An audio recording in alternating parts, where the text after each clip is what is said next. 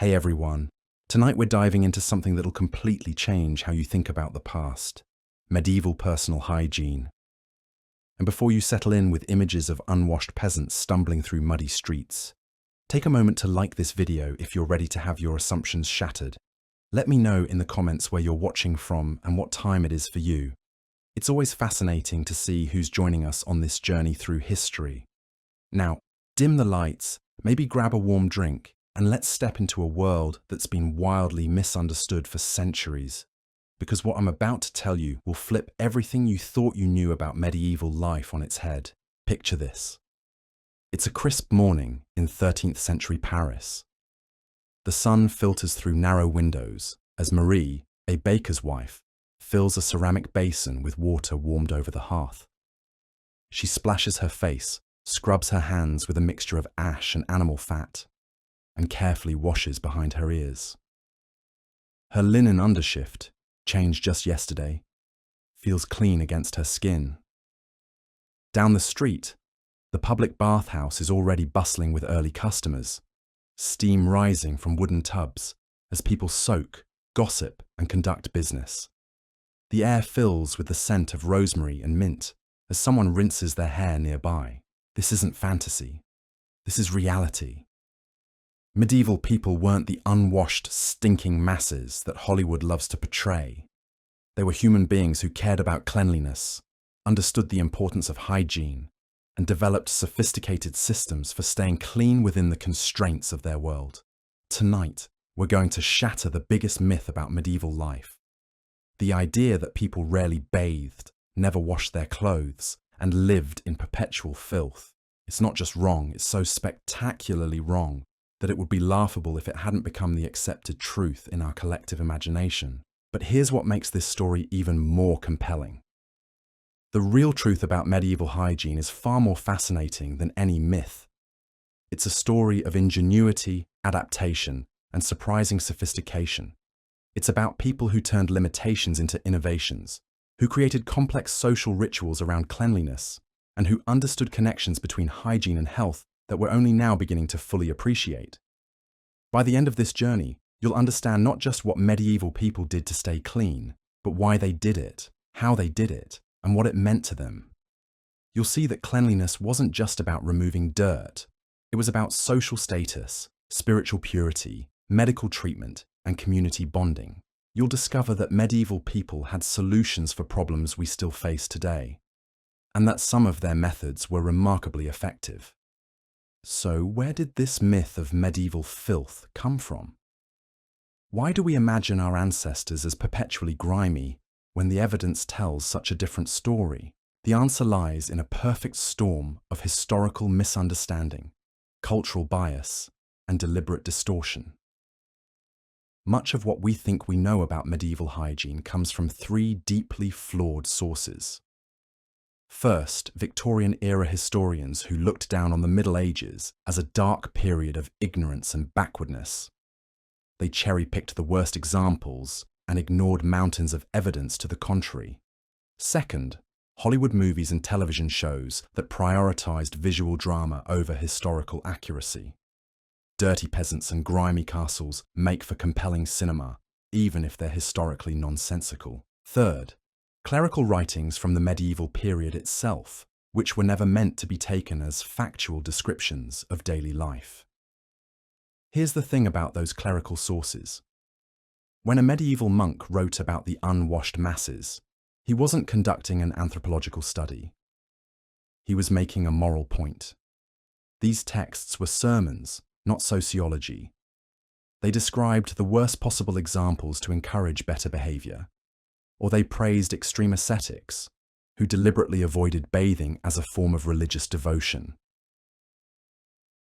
Taking these writings as representative of typical medieval hygiene is like assuming all modern Americans are billionaires because we have stories about tech entrepreneurs.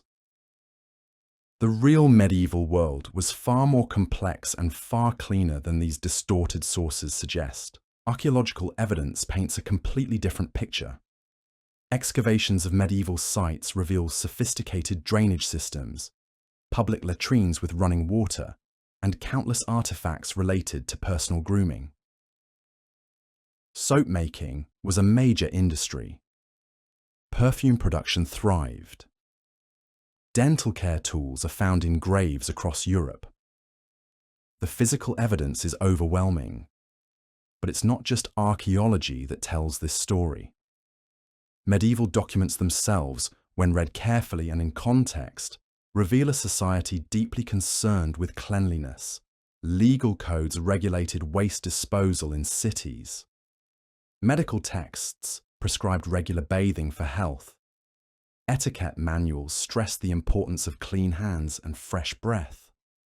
Recipe collections included dozens of formulas for soaps, perfumes, and dental care products. Let me paint you a different picture of medieval life, one based on evidence rather than assumptions. It's market day in 14th century London. The narrow streets bustle with activity as merchants hawk their wares and customers examine goods. But notice something. The people moving through these streets don't reek of unwashed bodies.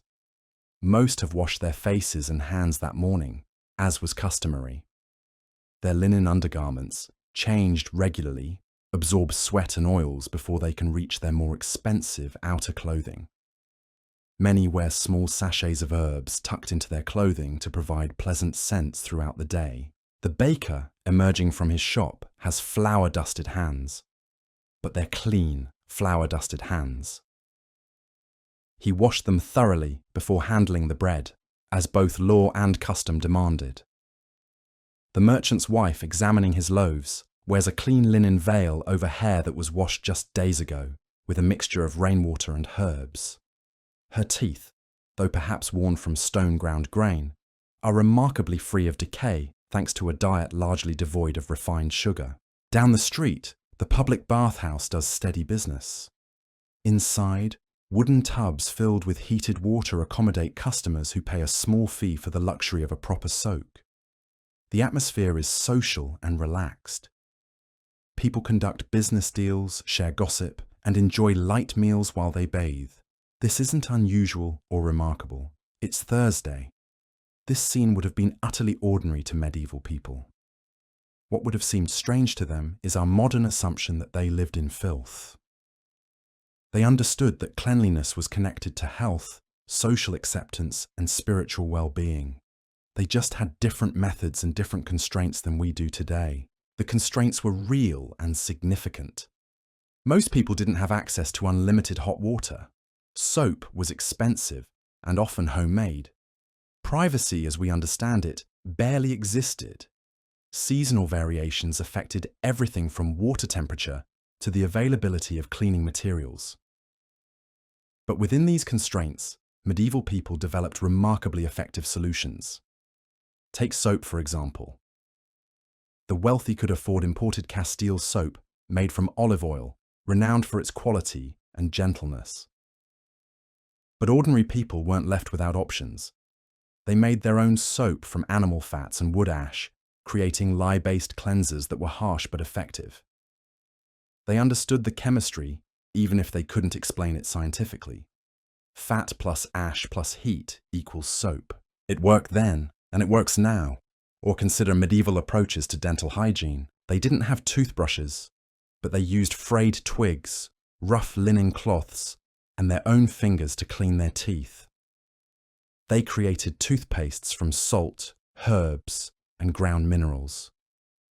They chewed aromatic plants to freshen breath and understood that certain foods could damage teeth while others helped maintain them. Archaeological evidence shows that medieval people had remarkably healthy teeth compared to populations that came later, when refined sugar became common. The most sophisticated medieval hygiene practices developed in urban centres, where population density made cleanliness both more challenging and more necessary. Cities like Paris, London, and Florence developed complex regulations governing waste disposal, water management, and public health. These weren't primitive settlements struggling with basic sanitation. They were sophisticated urban environments that understood the connection between hygiene and public health. Medieval Paris, for instance, had strict regulations governing bathhouses. Operating hours were controlled to ensure safety. Pricing was standardized to prevent exploitation. Quality standards were enforced to protect public health. The city had professional waste collectors called gong farmers, who were well paid for their essential but unpleasant work. Streets had to be kept clean by property owners, with significant fines for violations. But urban hygiene was just one part of the story. Rural medieval people developed their own effective practices adapted to their environment and resources. A peasant family might not have access to a public bathhouse, but they had rivers, streams, and ponds for bathing. They had unlimited access to many of the herbs and plants used in medieval hygiene products. They understood seasonal cycles and planned their cleaning routines accordingly. Summer was the time for major bathing and laundry. Rivers were warm, daylight lasted longer, and herbs were at their peak potency. Winter required different strategies. Indoor washing from basins became more common. Layered clothing systems allowed for cleanliness without frequent full body washing. Herbal sachets and perfumes helped maintain pleasant scents when full bathing was impractical. The seasonal approach to hygiene makes perfect sense when you understand medieval living conditions. These people weren't ignorant or lazy. They were practical and adaptable. They developed systems that worked within their constraints and made the most of available resources. Religious factors also played a complex role in medieval hygiene practices. Contrary to popular belief, Christianity didn't generally oppose cleanliness. In fact, many religious practices emphasize the importance of washing. Priests washed their hands before celebrating Mass. Pilgrims were expected to bathe before visiting holy sites. Monastic rules often included specific requirements for personal cleanliness. The confusion comes from a small number of extreme ascetics who deliberately avoided bathing as a form of religious devotion. These individuals, often later canonized as saints, were admired precisely because their behavior was so unusual. Their extreme practices were seen as evidence of their holiness, not as models for ordinary Christians to follow. Using them to characterize typical medieval hygiene is like using modern extreme athletes to describe average fitness levels today. In fact, many medieval religious institutions were centers of advanced hygiene practices. Monasteries and convents often had sophisticated plumbing systems, regular bathing schedules, and medical facilities that emphasized cleanliness.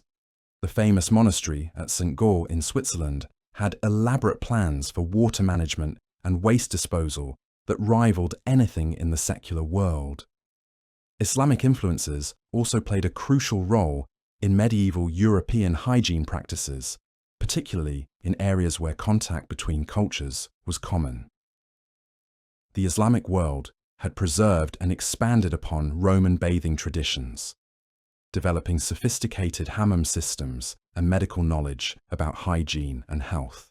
When this knowledge entered Europe through trade, conquest, and scholarly exchange, it significantly improved local hygiene practices. Spain, Sicily, and the Crusader states became centers for the transmission of advanced hygiene knowledge. European nobles who traveled to these regions often returned with new ideas about bathing, perfumes, and medical care. The famous medical school at Salerno incorporated Islamic medical knowledge, including detailed instructions for maintaining personal cleanliness. But perhaps the most important thing to understand about medieval hygiene is that it was deeply social and communal. Privacy as we understand it didn't exist. Bathing was often a group activity. Families shared beds, rooms, and facilities. Personal cleanliness was everyone's business because everyone was affected by it. This communal approach had both advantages and disadvantages. On the positive side, it meant that hygiene standards were socially enforced. Someone who neglected their cleanliness would face social pressure to improve. Community knowledge about effective hygiene practices was shared freely. Resources like bathhouses and laundry facilities could be shared efficiently. On the negative side, it meant that diseases spread quickly through communities. Privacy for personal care was nearly impossible. Individual preferences had to give way to group needs and social expectations. The economic aspects of medieval hygiene were equally complex. Cleanliness required resources, time, labor, and materials that weren't equally available to everyone. The wealthy could afford imported soaps, perfumes, and cosmetics. They could hire servants to heat water, prepare baths, and maintain their clothing. They had access to the finest medical knowledge and the most effective treatments. Ordinary people had to be more creative and resourceful. They made their own cleaning products from available materials. They shared resources and facilities with neighbors and family members. They developed time-saving techniques and multi-purpose solutions. But they weren't without options, and they certainly weren't without standards. The evidence shows that even the poorest medieval people understood the importance of basic cleanliness. They might not have been able to afford luxury items, but they washed their faces and hands daily, changed their undergarments regularly, and maintained their appearance as best they could within their means. This brings us to one of the most important points about medieval hygiene. It wasn't just about removing dirt and odors. It was about social signaling, cultural identity, and personal dignity. How you smelled, how you looked, and how you maintained yourself communicated important information about your social status, your moral character, and your place in the community. Clean hands indicated that you understood proper etiquette and respected others enough to avoid contaminating shared food and spaces. Fresh breath suggested that you cared about close social interactions and understood the basics of personal maintenance. Clean clothing demonstrated that you had the resources and knowledge necessary to maintain your appearance appropriately. These weren't superficial concerns. In a world where reputation and social connections could mean the difference between prosperity and poverty, between safety and danger, personal presentation mattered enormously. Neglecting your appearance wasn't just unpleasant for others. It was economically and socially destructive for yourself. Medieval people understood these connections instinctively. They developed elaborate systems for maintaining their appearance and managing their hygiene, because doing so was essential for their success and survival. The idea that they were indifferent to cleanliness makes no sense when you understand the social and economic pressures they faced. As we continue this journey through medieval hygiene practices, we'll explore the specific techniques and technologies that people used to stay clean. We'll visit medieval bathhouses and see how they operated. We'll learn about soap making, perfume production, and dental care.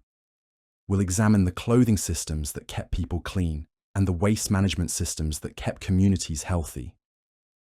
But we'll also explore the deeper meanings of cleanliness in medieval culture.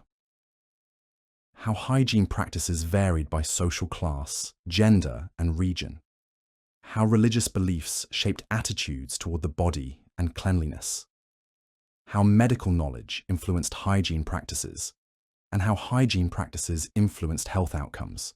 Most importantly, we'll come to understand medieval people as they understood themselves, not as ignorant or primitive, but as intelligent, adaptable, and resourceful human beings who developed effective solutions to universal human challenges.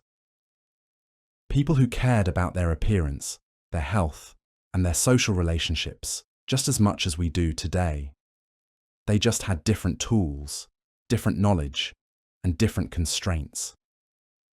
Within those limitations, they created a world that was far cleaner, far more sophisticated, and far more pleasant than our stereotypes suggest. A world where hygiene wasn't just about cleanliness, but about dignity, community, and the fundamental human desire to present our best selves to the world around us. So let's step into that world together and discover what personal hygiene was really like in medieval times. The medieval bathhouse was a marvel of engineering and social organization that would put many modern spas to shame. Let me take you inside one of these remarkable institutions that flourished across Europe for centuries. It's a Thursday morning in 14th century Nuremberg, and the Badstube is already alive with activity. Steam rises from wooden tubs arranged throughout the main chamber, each one carefully positioned to maximize both privacy and social interaction.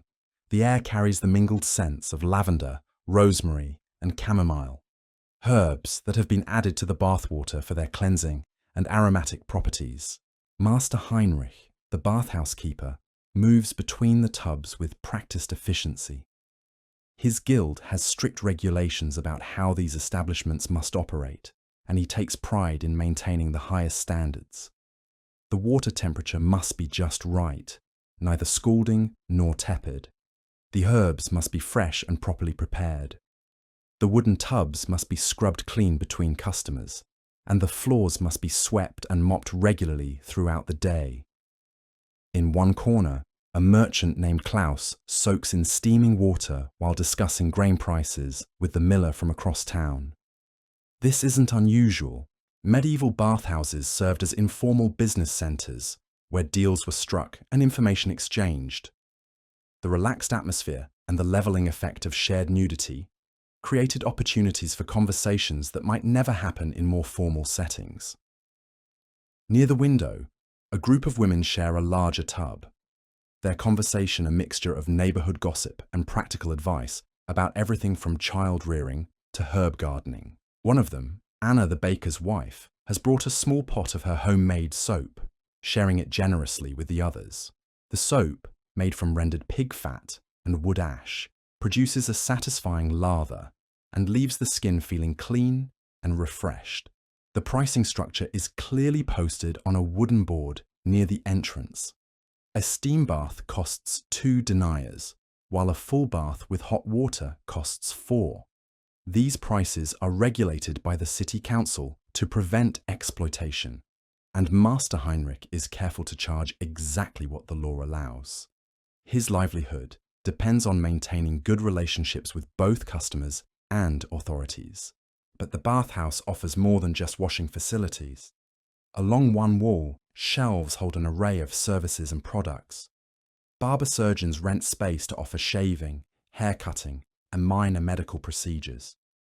Attendants provide massages with oils scented with imported spices.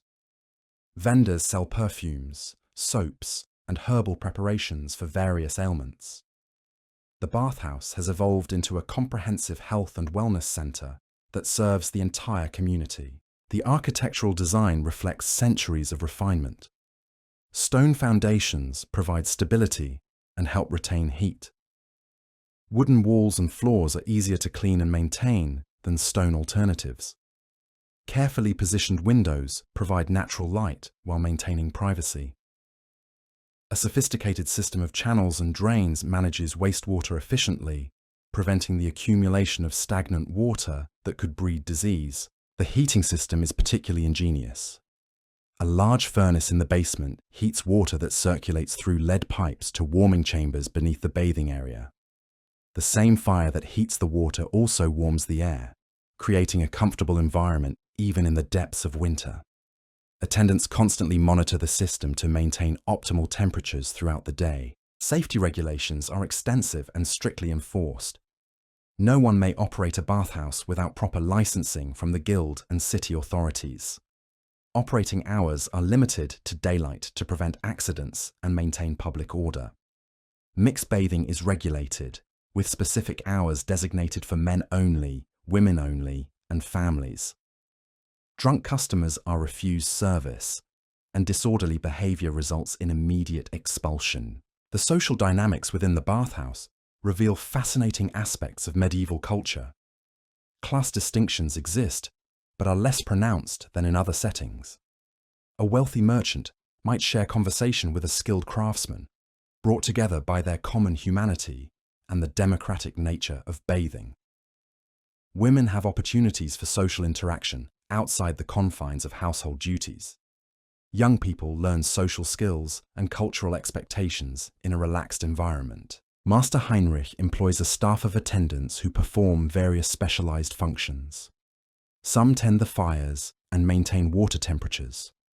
Others clean and prepare the tubs between customers. Skilled attendants provide specialized services like hair washing, massage, and the application of herbal treatments. The most experienced attendants can diagnose skin conditions and recommend appropriate treatments. The economic impact of bathhouses extends far beyond their immediate operations. They create demand for fuel, soap, herbs, towels, and various other supplies. Local craftsmen produce the wooden tubs, metal pipes, and other equipment needed for operations. Herbalists and perfumers find steady customers for their products. The bathhouse industry supports a complex network of suppliers and service providers. Regional variations in bathhouse culture reflect local customs and influences. In areas with strong Islamic influence, such as Spain and Sicily, bathhouses incorporate architectural elements and practices derived from the hammam tradition. Northern European bathhouses adapt to colder climates with more sophisticated heating systems and seasonal operating schedules. Italian bathhouses often include recreational facilities like gaming areas and dining spaces. The decline of public bathing in later medieval periods resulted from a combination of factors that reveal the complex relationship between hygiene, morality, and public health. Church authorities increasingly viewed bathhouses as centers of moral corruption, associating communal bathing with prostitution and other sinful activities. The devastating plagues of the 14th century led to fears that bathhouses facilitated disease transmission. Economic pressures from wars and social upheaval made it difficult to maintain expensive facilities, but during their heyday, medieval bathhouses represented a sophisticated understanding of hygiene, health, and community well-being. They provided essential services that improved quality of life for people across the social spectrum. They created opportunities for social interaction and economic activity that strengthened community bonds. They demonstrated that medieval people valued cleanliness and understood its importance for both individual and public health. The rituals surrounding bathing revealed deeper cultural meanings beyond simple cleanliness. Preparing for a bath involved careful selection of appropriate clothing and accessories. The journey to the bathhouse provided opportunities for social display and interaction. The bathing process itself followed established customs and etiquette that reinforced social norms and expectations. Different social groups developed their own bathing traditions and preferences. Merchants might prefer morning baths before conducting business. Craftsmen often bathed after work to remove the dirt and odors associated with their trades. Women frequently used bathing sessions as opportunities for socializing and sharing information about household management and childcare. The seasonal rhythms of bathing reflected the practical realities of medieval life.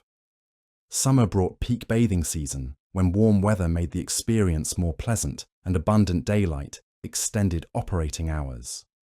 Winter bathing required more fuel and preparation, but provided welcome relief from the confinement of cold weather living. Spring and autumn bathing often incorporated seasonal herbs and treatments that addressed specific health concerns. Medieval people understood that different types of baths served different purposes. Quick steam baths provided basic cleansing and could be completed rapidly for busy individuals. Full immersion baths allowed for thorough washing and relaxation. Medicinal baths incorporated specific herbs and minerals to address health problems. Social baths emphasized the communal aspects of bathing and provided opportunities for conversation and relationship building. The tools and accessories used in medieval bathing reveal sophisticated understanding of hygiene principles. Wooden tubs were preferred over metal because they retained heat better and were more comfortable against the skin. Natural sponges and rough cloths provided effective scrubbing action for removing dirt and dead skin. Various scrapers and brushes allowed for detailed cleaning of different body parts. Soap technology advanced significantly during the medieval period. With different formulations developed for different purposes and budgets, the wealthy could afford imported Castile soap made from olive oil, prized for its mildness and pleasant scent. Middle-class customers used locally produced soaps made from various animal fats and plant oils. Even the poor had access to basic soap made from readily available materials like wood ash and animal fat. The water used in medieval bathhouses came from various sources depending on local geography and infrastructure. Cities with good water supplies could pipe fresh water directly to bathhouses. Rural areas relied on wells, springs, or nearby rivers and streams. Some bathhouses collected rainwater in cisterns for use during dry periods. The quality and temperature of available water significantly influenced bathing practices and customer satisfaction. Waste management in bathhouses required careful planning and execution to prevent contamination and maintain sanitary conditions. Used bathwater was channeled through drainage systems that carried it away from populated areas. Solid waste was collected and disposed of according to local regulations. Cleaning and maintenance schedules ensured that facilities remained hygienic and pleasant for customers. The training and expertise required to operate a successful bathhouse was considerable. Master bathhouse keepers served apprenticeships lasting several years to learn the complex skills needed for their profession. They had to understand heating systems, water management, herbal preparations, basic medicine, customer relations, and business management. The most successful operators developed reputations that attracted customers from wide geographic areas. Competition between bathhouses drove innovation and improvements in services and facilities. Operators competed on factors like water temperature, cleanliness, available services, pricing, and customer amenities. The most successful establishments developed loyal customer bases and could command premium prices for superior services. This competitive environment encouraged continuous improvement and adaptation to changing customer needs and preferences. The integration of bathhouses into medieval urban planning reveals sophisticated understanding of public health and community needs. City planners carefully considered factors like water supply, waste disposal, traffic flow, and neighborhood compatibility when approving bathhouse locations. Zoning regulations prevented incompatible uses from locating too close to bathing facilities. Building codes ensured that bathhouses met safety and sanitation standards. Medical professionals recognized the therapeutic benefits of bathing and often prescribed specific bathing regimens for various health conditions. Physicians recommended hot baths for joint pain and muscular ailments. Cool baths were prescribed for fevers and inflammatory conditions. Herbal baths address skin problems and other external ailments. The integration of bathing into medical practice elevated its status and legitimized its importance for health maintenance. The cultural significance of bathhouses extended beyond their practical functions to encompass broader themes of social organization, community identity, and cultural values. They represented medieval society's commitment to public health and individual well-being.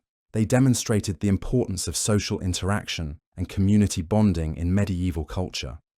They reflected the sophisticated understanding of hygiene and health that characterized medieval civilization at its best. But bathhouses were just one component of a comprehensive approach to personal hygiene that encompassed many aspects of daily life. Let me take you now into the private world of medieval homes, where families developed their own routines and rituals for maintaining cleanliness within the constraints of their circumstances. Picture Maria, a prosperous merchant's wife in 15th century Florence, beginning her morning routine.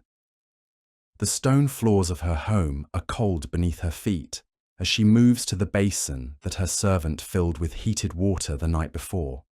The water has cooled considerably, but it's still warmer than the morning air and perfectly adequate for washing her face and hands. She begins with her hands, scrubbing them thoroughly with a piece of soap, her cook made from olive oil and wood ash. The soap lathers well and removes the night's accumulation of oils and any lingering odours from yesterday's activities. She pays particular attention to her fingernails, using a small bronze pick to remove any dirt or debris that might have accumulated there. Next comes her face, which she washes carefully with a soft linen cloth. Medieval people understood that facial skin was more delicate than other parts of the body and required gentler treatment. She uses cooler water for her face to avoid redness and irritation. And she pats rather than rubs to prevent damage to the sensitive skin around her eyes. Her hair presents a more complex challenge. Full hair washing is a time-consuming process that she undertakes only once or twice a week, depending on the season and her social obligations. Today is not a hair washing day, so she contents herself with brushing it thoroughly with a wooden comb to remove tangles and distribute the natural oils that keep it healthy and lustrous. The clothing ritual is equally elaborate. Maria wears multiple layers of garments, each serving specific functions in maintaining cleanliness and comfort. Her innermost layer is a linen chemise that covers her entire torso and extends to mid-thigh. This garment is changed daily or every other day, depending on the activities planned and the availability of clean replacements. The linen chemise serves multiple crucial functions in medieval hygiene systems. It absorbs perspiration and body oils before they can reach the more expensive outer garments. It provides a barrier between the skin and rougher fabrics that might cause irritation. It can be washed frequently and easily, unlike the complex outer garments that require specialized care. Over the chemise, Maria wears a wool kirtle that provides warmth and structure to her silhouette. This garment is changed less frequently, perhaps once or twice a week, but it's aired out daily and brushed to remove dust and debris. The wool naturally resists odors and stains, making it an ideal choice for a garment that receives less frequent washing. Her outer garment is a silk surcoat that displays her family's wealth and social status. This expensive garment is changed only when necessary and is carefully maintained by servants who specialize in the care of luxury fabrics. It's brushed, aired, and spot cleaned as needed, but full washing is reserved for special occasions or when absolutely necessary. The layering system allows Maria to maintain appropriate cleanliness while protecting her most valuable garments from excessive wear and contamination. When she engages in activities that might soil her clothing, she can remove outer layers and work in her chemise and kirtle. When she needs to present herself formally, she can add clean outer garments over her basic layers. Her morning routine also includes attention to her breath and oral hygiene. She rinses her mouth with water flavored with mint leaves, then chews on a small piece of licorice root to freshen her breath and clean her teeth. The fibrous root acts as a natural toothbrush, scraping away food particles and plaque while releasing aromatic oils that improve breath odor. Perfume and scent management are important components of Maria's hygiene routine. She carries small sachets filled with aromatic herbs tucked into various parts of her clothing. Lavender sachets in her sleeves provide pleasant scents when she moves her arms. Rose petal sachets in her bodice create a subtle fragrance that becomes apparent during close social interactions. She also uses a small amount of imported perfume on her wrists and behind her ears. The perfume, made from distilled flower essences and aromatic oils, is expensive but effective at masking any lingering body odors and creating a pleasant personal scent. Medieval people understood that scent management was as important as cleanliness in creating positive social impressions. The time and effort Maria invests in her morning routine reflects the importance of personal presentation in medieval society. Her appearance communicates information about her family's wealth, her personal standards, and her respect for social conventions. Neglecting her hygiene would be socially and economically damaging, so she devotes considerable attention to maintaining appropriate standards. But Maria's routine is just one example of how personal hygiene was managed in medieval homes. Let me show you how different social classes and circumstances require different approaches to the same basic human needs. In a peasant cottage outside the city walls, Eleanor begins her day with similar concerns but very different resources. Her home has no heated water, no imported soap, and no silk garments. But she understands the importance of cleanliness and has developed effective methods for maintaining hygiene within her constraints. Her washing water comes from the well in the village centre, carried home in wooden buckets and stored in large ceramic jars. The water is cold year-round, but Eleanor has learned to warm small amounts over the fire when necessary. She uses less water than Maria, but she uses it more efficiently, washing face and hands thoroughly with small amounts rather than large basins. Her soap is homemade from pig fat and wood ash. Harsh by modern standards, but effective at removing dirt and oils. She makes the soap herself, following recipes passed down through generations of women in her family. The process is time-consuming and requires careful attention to proportions and timing, but it produces adequate cleansing agents at minimal cost. Elena's clothing system is simpler but follows similar principles. She wears a linen chemise under a wool kirtle, changing the chemise every few days and the kirtle weekly. Her outer garment is a wool cloak that she wears for warmth and protection from weather. The garments are sturdy and practical rather than fashionable, but they serve the same basic functions of maintaining cleanliness and appropriate appearance. Her oral hygiene routine involves chewing on herbs and twigs that grow wild in the area around her village. Mint, fennel, and parsley are common choices that freshen breath and provide some cleaning action for teeth and gums. She also rubs her teeth with rough cloth and salt when available, understanding that abrasive action helps remove food particles and plaque. Scent management for Elena relies on readily available herbs and flowers, rather than expensive perfumes. She tucks sprigs of rosemary or thyme into her clothing for pleasant scents. During summer, she might weave flowers into her hair or pin them to her bodice. These natural fragrances are subtle but effective at creating positive impressions during social interactions. The seasonal rhythms of Elena's hygiene routine are more pronounced than Maria's because she has less control over her environment. Summer brings opportunities for river bathing and abundant herbs for scent and cleaning. Winter requires creative solutions for staying clean when water is scarce and herbs are unavailable. Spring and autumn present their own challenges and opportunities. Despite the differences in resources and methods, both Maria and Elena understand the fundamental importance of personal hygiene for health, social acceptance, and personal dignity. They've developed routines and systems that work within their constraints and allow them to maintain appropriate standards of cleanliness and appearance. The contrast between their situations reveals how medieval society addressed universal human needs through flexible and adaptive approaches. Wealth provided access to better materials and more convenient methods, but it didn't change the basic requirements for cleanliness and appropriate presentation. Poor people weren't dirty by choice or ignorance. They were resourceful and creative in developing effective solutions within their limitations. Medieval children learned hygiene practices through observation and instruction from their parents and other adults in their communities. Young people were expected to master basic cleanliness skills as part of their preparation for adult responsibilities.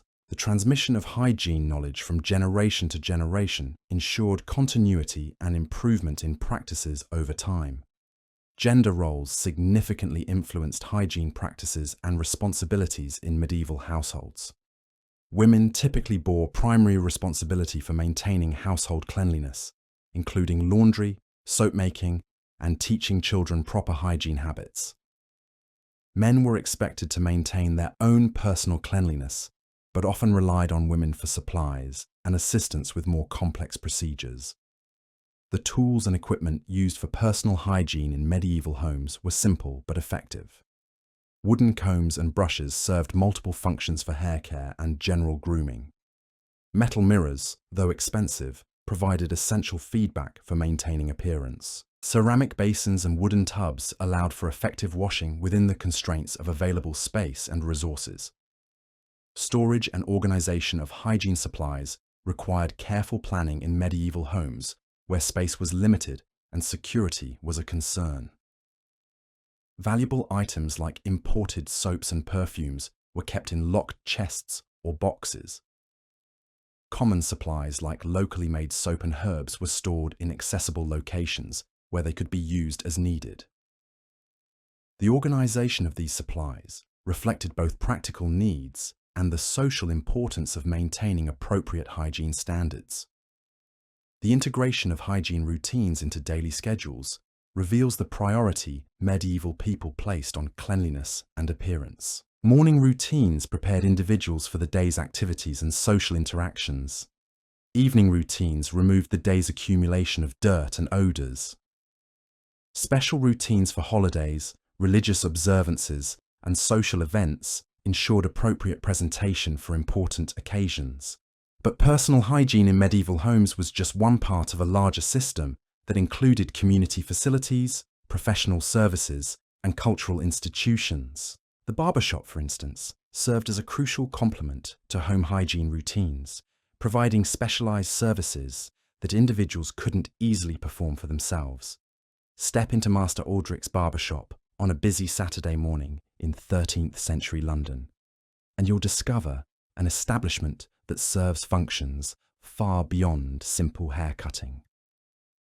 The shop occupies the ground floor of a narrow building near the market square, its red and white striped pole visible from several streets away, advertising the services available within. The interior is organised for maximum efficiency and customer comfort. Wooden stools provide seating for customers awaiting service. Shelves along the walls hold an impressive array of tools and supplies. Sharp razors hang from leather straps, their steel blades gleaming in the morning light. Scissors of various sizes are arranged according to their specific functions. Combs made from horn and wood are sorted by fineness and purpose. Master Aldrich himself is a man of impressive skill and knowledge, trained in the guild system that regulates his profession. His expertise extends far beyond hair cutting to encompass a wide range of services related to personal grooming and basic medical care. He can trim beards to fashionable specifications, remove unwanted hair from various parts of the body, extract troublesome teeth, and treat minor injuries and ailments. His first customer of the day is Sir Geoffrey, a knight preparing for his wedding ceremony. The occasion demands the highest level of grooming and presentation, and Sir Geoffrey has spared no expense in securing Master Aldrich's most comprehensive services. The process begins with a thorough washing of the hair and scalp using heated water and imported soap. Master Aldrich works with practiced efficiency, massaging the scalp to stimulate circulation and remove accumulated oils and debris. He rinses thoroughly with clean water, ensuring that no soap residue remains to cause irritation or dullness. The wet hair is then combed carefully to remove tangles and prepare it for cutting. The hair cutting process is both art and science, requiring deep understanding of facial structure, hair texture, and current fashion trends. Master Aldrich studies Sir Geoffrey's face carefully, noting the shape of his jaw, the set of his eyes, and the natural growth patterns of his hair. The goal is to create a style that enhances his best features while conforming to the expectations of his social class. Cool. Medieval hairstyles for men varied significantly by social class, profession, and regional customs.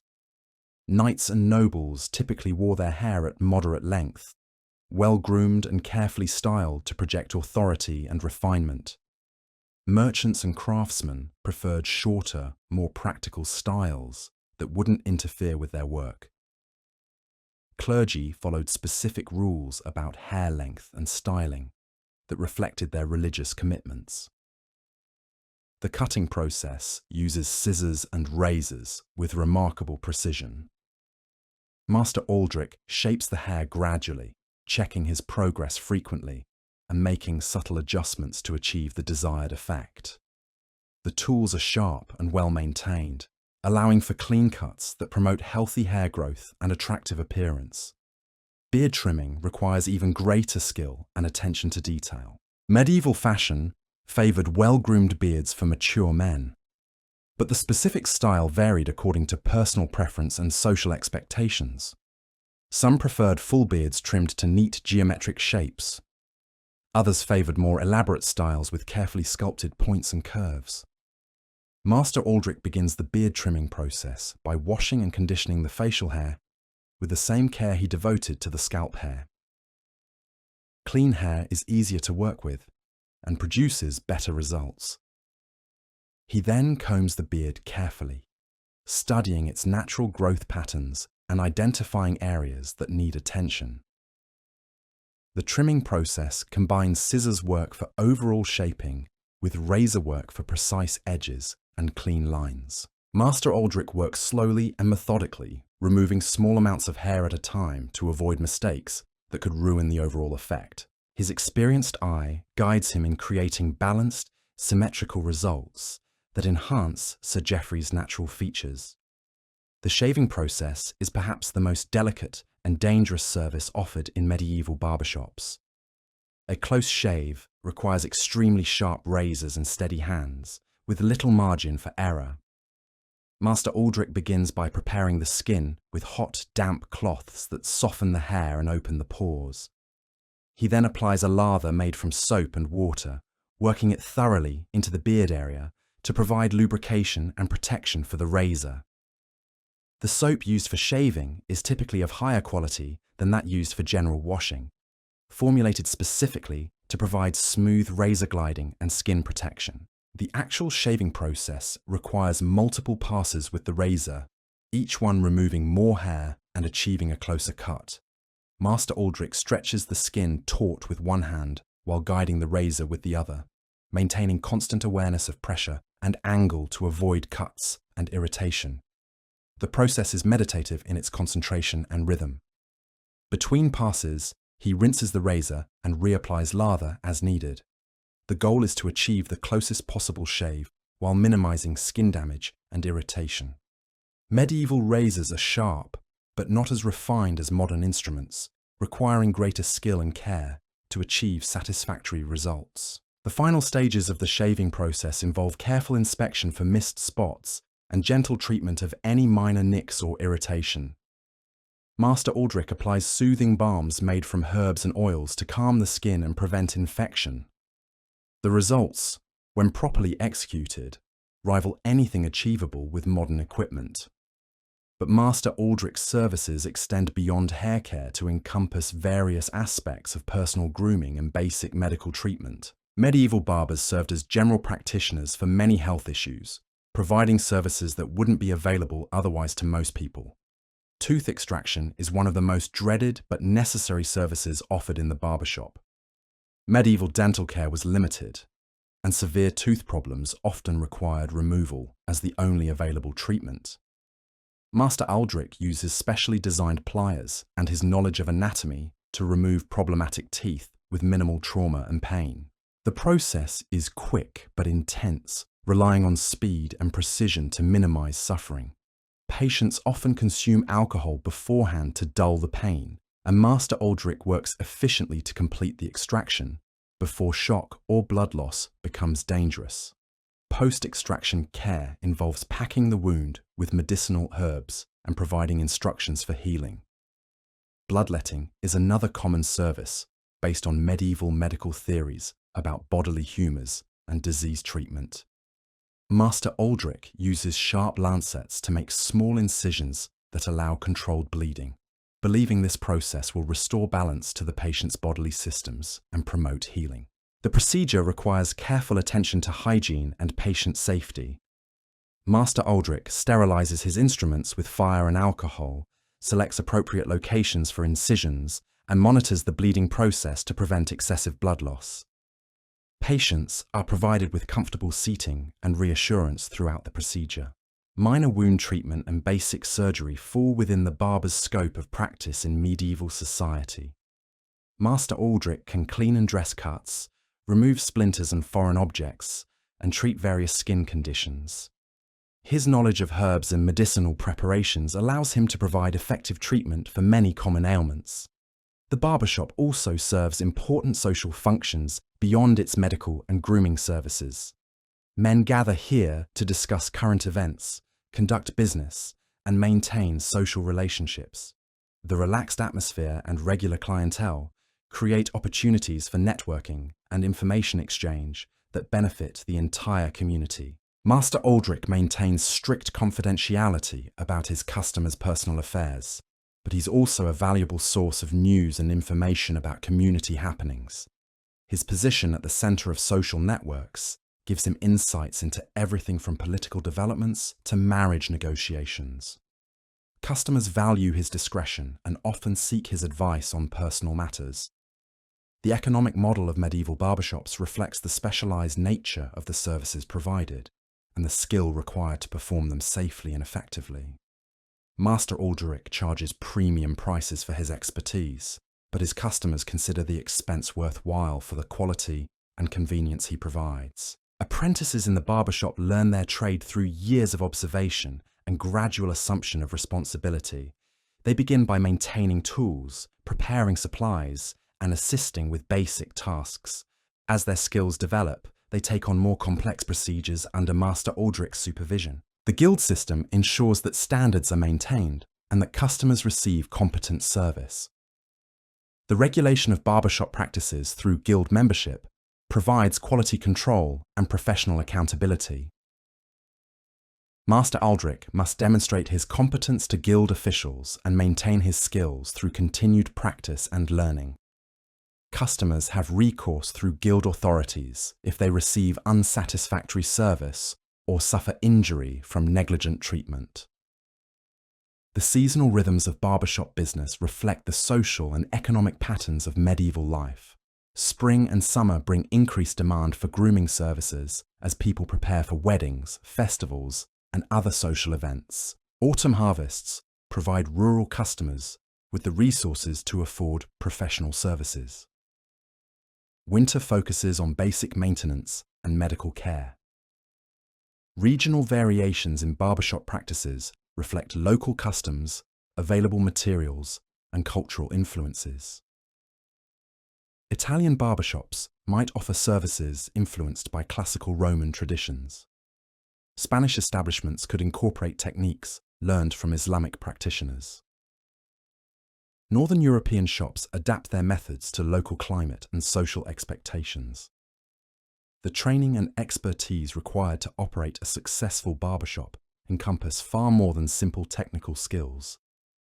Master Aldrich must understand anatomy, medicine, fashion, business management, and customer relations.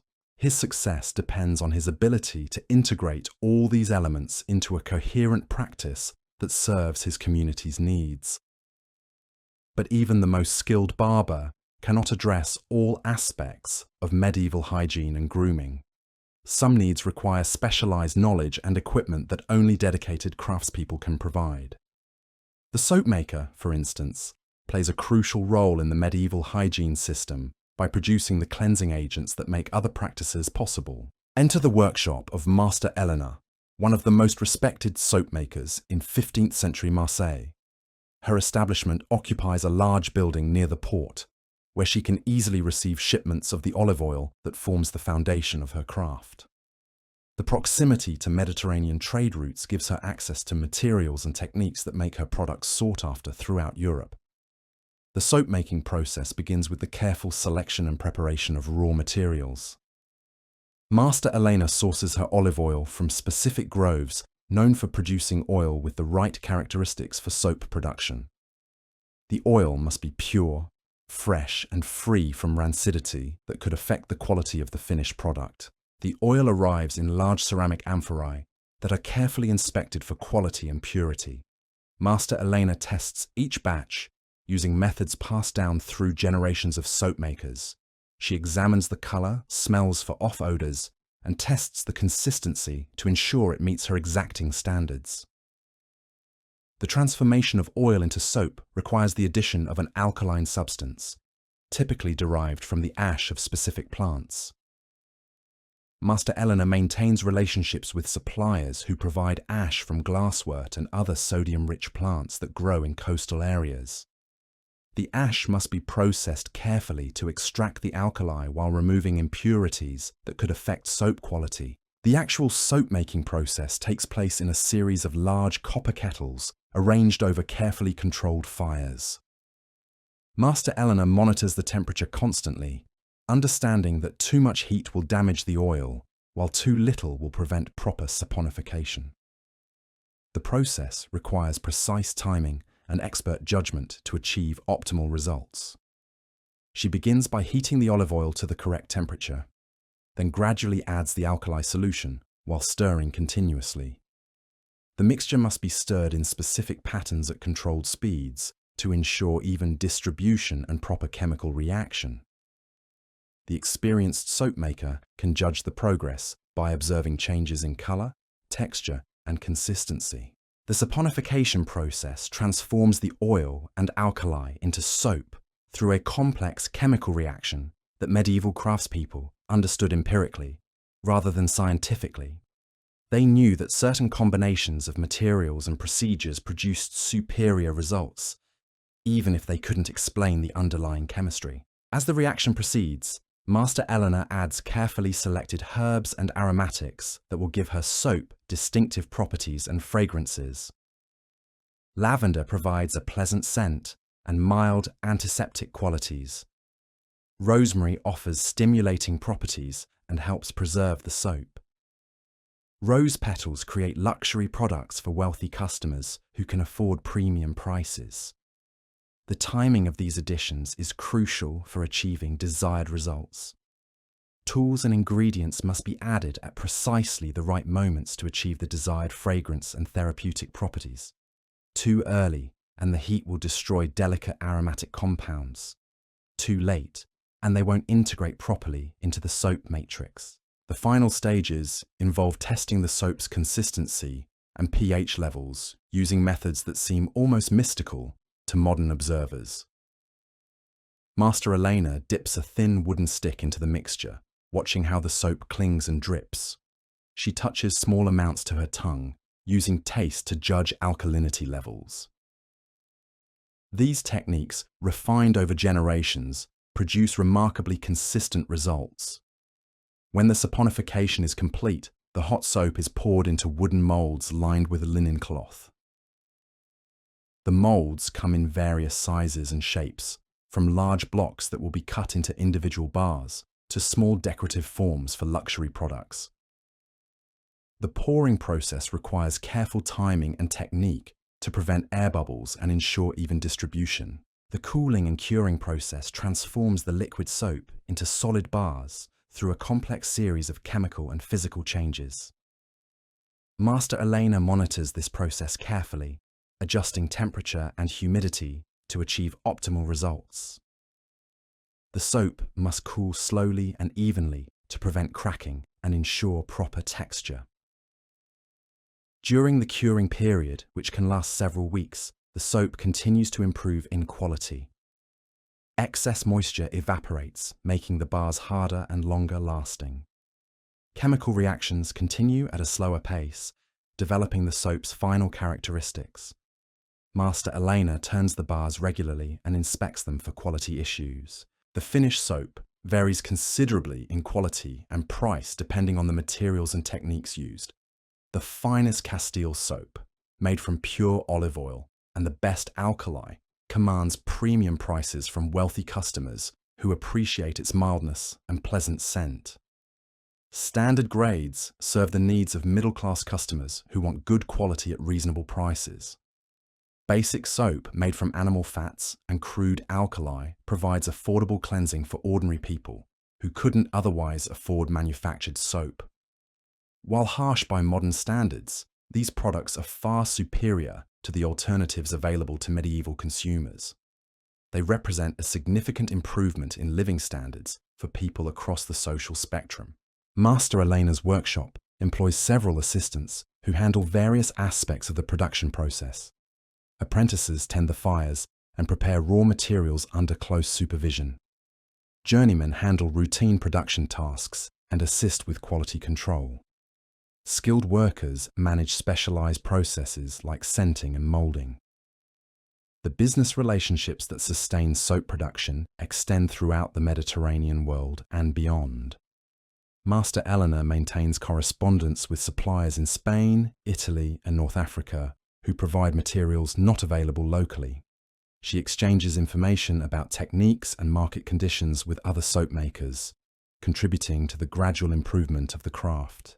The guild system that governs soap making provides quality control and professional standards that protect both producers and consumers. Master Elena must demonstrate her competence to guild officials and maintain her skills through continued practice and learning. Guild regulations prevent inferior products from damaging the reputation of legitimate soap makers. The seasonal rhythms of soap production reflect both the availability of raw materials and the patterns of customer demand. Spring brings fresh supplies of plant ash and aromatic herbs that have been stored through the winter. Summer provides optimal conditions for the curing process. Autumn harvests supply new materials and generate income that creates demand for soap products. But soap making is just one component of a complex network of crafts and trades that support medieval hygiene practices. The perfume maker, for instance, creates products that complement soap in maintaining pleasant personal scents and masking unavoidable odors.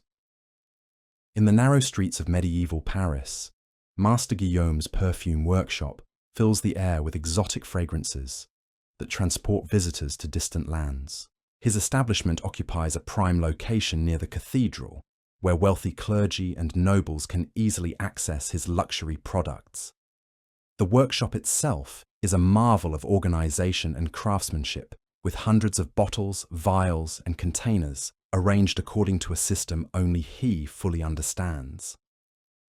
The raw materials for medieval perfume come from across the known world, arriving in Paris through trade networks that span continents. Rose petals from Damascus, cinnamon bark from Ceylon, ambergris from northern seas, and musk from the mountains of Tibet all find their way to Master Guillaume's workshop. Each ingredient carries not just its distinctive scent, but stories of the merchants, travelers, and adventurers who brought it to market. The process of creating perfume begins with the careful evaluation and preparation of raw materials. Master Guillaume examines each shipment with the expertise of a master craftsman, testing for quality, purity, and potency. Rose petals must be harvested at precisely the right moment and preserved correctly to maintain their aromatic properties. Spices must be ground to specific fineness to release their essential oils without creating unwanted bitter notes. Distillation forms the heart of medieval perfume making, using techniques that combine scientific precision with artistic intuition. Master Guillaume operates a complex array of copper alembics, glass vessels, and ceramic containers that allow him to extract essential oils from various plant materials. The process requires careful control of temperature, timing, and proportions to achieve optimal results. Water distillation produces floral waters that serve as the foundation for many perfume formulations. Master Guillaume heats rose petals with pure water in sealed vessels, collecting the aromatic vapors as they condense back into liquid form. The resulting rose water carries the essence of the flowers in a form that can be blended with other ingredients or used alone. Oil distillation creates more concentrated extracts that provide the lasting power and intensity that characterize fine perfumes. Master Guillaume suspends aromatic materials over heated oils, allowing the volatile compounds to dissolve into the carrier medium. The process requires days or weeks of careful attention, but produces extracts of remarkable potency and complexity. The blending process transforms individual extracts into complex fragrances that appeal to sophisticated tastes and serve specific purposes. Master Guillaume combines floral essences with spice oils, animal musks with herbal extracts, creating harmonious compositions that evolve over time as they interact with the wearer's skin. Different perfume formulations serve different social and practical functions in medieval society. Light, fresh scents provide daily fragrance for active individuals who need pleasant but subtle aromas. Rich, complex perfumes create dramatic impressions for formal occasions and social display.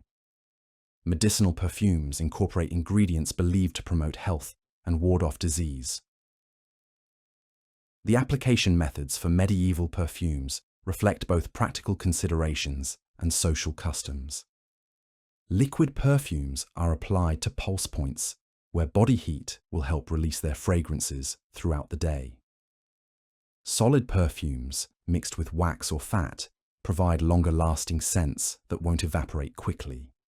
Perfumed powders dust clothing and hair with subtle fragrances that refresh periodically through movement. Master Guillaume's clientele includes some of the most powerful and wealthy individuals in medieval France. Cardinals and bishops purchase perfumes for religious ceremonies and personal use. Noble ladies commission custom fragrances that reflect their personalities and social positions. Wealthy merchants buy perfumes as gifts and status symbols that demonstrate their success and sophistication. The prices commanded by fine perfumes reflect both the cost of rare ingredients and the skill required to create exceptional products. A small vial of perfume might cost more than a craftsman earns in a month, making these products accessible only to the wealthy elite. But the investment is considered worthwhile for the social advantages and personal pleasure that fine fragrances provide. The cultural significance of perfume extends far beyond simple pleasant scents to encompass broader themes of identity, spirituality, and social relationships. Certain fragrances become associated with specific individuals, creating olfactory signatures that announce their presence even when they're not visible.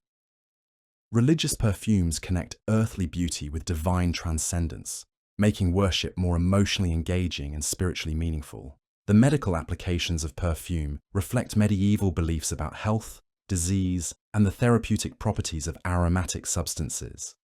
Physicians prescribe specific scents for various ailments, believing that pleasant aromas can restore balance to the body's humors and promote healing. Perfumes containing antimicrobial herbs provide some actual protection against disease, even if the mechanisms aren't scientifically understood. But perfume, like soap, represents just one aspect of a comprehensive approach to personal hygiene that encompassed every aspect of medieval life. The management of human waste, for instance, required sophisticated systems and social organization that reveal much about medieval attitudes toward cleanliness and public health. The castle of Château de Vincennes stands as a testament to medieval engineering ingenuity, particularly in its approach to waste management and sanitation. Built in the 14th century for the French royal family, the castle incorporates advanced systems for handling human waste that demonstrate sophisticated understanding of hygiene and public health principles. The garderobe system at Vincennes represents the pinnacle of medieval toilet technology, with carefully designed chambers that provide both privacy and effective waste disposal. Each garderobe is built into the castle walls, projecting outward on stone corbels that allow waste to fall directly into the moat below. The positioning ensures that waste is carried away from the castle by flowing water, preventing accumulation and the health hazards associated with stagnant sewage. The interior design of each garderobe reflects both practical needs and social expectations. Stone walls provide privacy and structural strength, while wooden seats offer comfort and can be easily replaced when necessary. The seats are carefully shaped to provide adequate support while allowing effective waste disposal. Hay, moss, or cloth strips serve as primitive toilet paper, stored in niches carved into the stone walls. Ventilation systems built into the garderobe chambers prevent the accumulation of dangerous gases and reduce odors that could make the spaces unusable. Carefully positioned openings allow air circulation while maintaining privacy and preventing rain from entering the chambers. The engineering reflects sophisticated understanding of airflow and pressure differentials that wouldn't be out of place in modern building design. The maintenance of garderobe systems requires regular attention from specialized workers who understand both the technical and social aspects of waste management. Castle servants clean the chambers regularly, replace worn seats and partitions, and ensure that ventilation systems remain clear and functional. The work is unpleasant, but essential for maintaining the health and comfort of castle residents. The social protocols surrounding garderobe use reflect medieval attitudes toward privacy, hierarchy, and bodily functions. Different chambers are designated for different social classes, with the finest facilities reserved for the royal family and their guests. Servants and lower-ranking individuals use simpler facilities that provide basic function without luxury amenities. The timing of garderobe use is often coordinated to prevent conflicts and maintain appropriate social distinctions. Members of the royal family have priority access during peak times, while servants and workers use the facilities during designated periods. The system prevents overcrowding and ensures that everyone's needs are met while maintaining proper social order. But castle garderobes represent only the most sophisticated end of medieval waste management systems. In urban areas, different approaches were required to handle the waste produced by large populations living in close proximity. The solutions developed by medieval cities reveal remarkable ingenuity and social organization. Medieval London's approach to waste management demonstrates how urban communities address sanitation challenges through a combination of regulation, infrastructure, and social cooperation. The city's legal codes include extensive provisions governing waste disposal, reflecting both practical needs and growing understanding of public health principles. Property owners bear primary responsibility for maintaining cleanliness in the areas adjacent to their buildings. This includes not only removing waste from their immediate premises, but also ensuring that gutters and drainage systems remain clear and functional. The regulations specify acceptable methods for waste disposal and impose significant penalties for violations. The Gong Farmer system provides professional waste removal services that handle materials too large or hazardous for property owners to manage themselves. These specialized workers operate during nighttime hours to minimize public disruption and reduce the social stigma associated with their necessary but unpleasant work. Despite the nature of their occupation, Gong farmers are well compensated and play an essential role in maintaining urban health. The infrastructure supporting urban waste management includes a complex network of gutters, drains, and collection points that channel waste away from populated areas. Stone-lined gutters carry liquid waste toward rivers or designated disposal areas. Covered drains prevent the accumulation of solid waste in public areas. Collection points allow for the temporary storage of waste before final disposal. The financing of urban waste management systems relies on a combination of taxes, fees, and fines that distribute costs among those who benefit from clean cities. Property owners pay taxes that fund infrastructure construction and maintenance. Waste removal services charge fees that reflect the cost of labor and equipment. Fines collected from violators of sanitation regulations provide additional revenue for system operations. But urban waste management is just one component of a broader medieval hygiene system that encompasses rural areas, religious institutions, and specialized communities.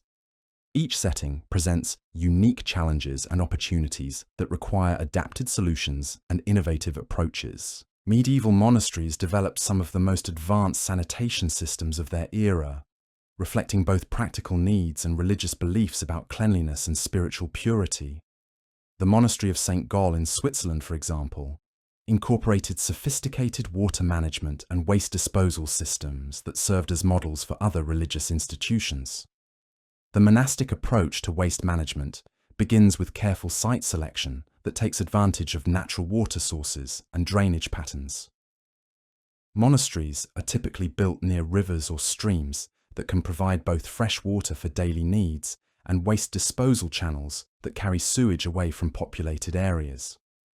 The positioning reflects sophisticated understanding of hydrology and public health principles. The internal layout of monastic buildings incorporates waste management considerations into every aspect of design and construction. Dormitories include built-in latrines that connect to drainage systems leading away from living areas. Kitchens and workshops have dedicated waste disposal facilities that prevent contamination of food preparation areas. Infirmaries include specialized sanitation facilities that address the needs of sick and injured residents. The Reredourter, or monastic toilet block, represents the pinnacle of medieval institutional sanitation design. These buildings typically include multiple seats arranged over channels that carry waste directly to rivers or constructed sewers. The design provides privacy for individual users while maximizing efficiency and minimizing maintenance requirements. The social organization of monastic waste management reflects religious principles about community responsibility and individual accountability.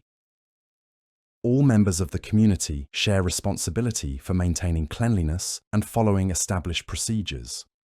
Regular schedules ensure that cleaning tasks are distributed fairly and completed consistently.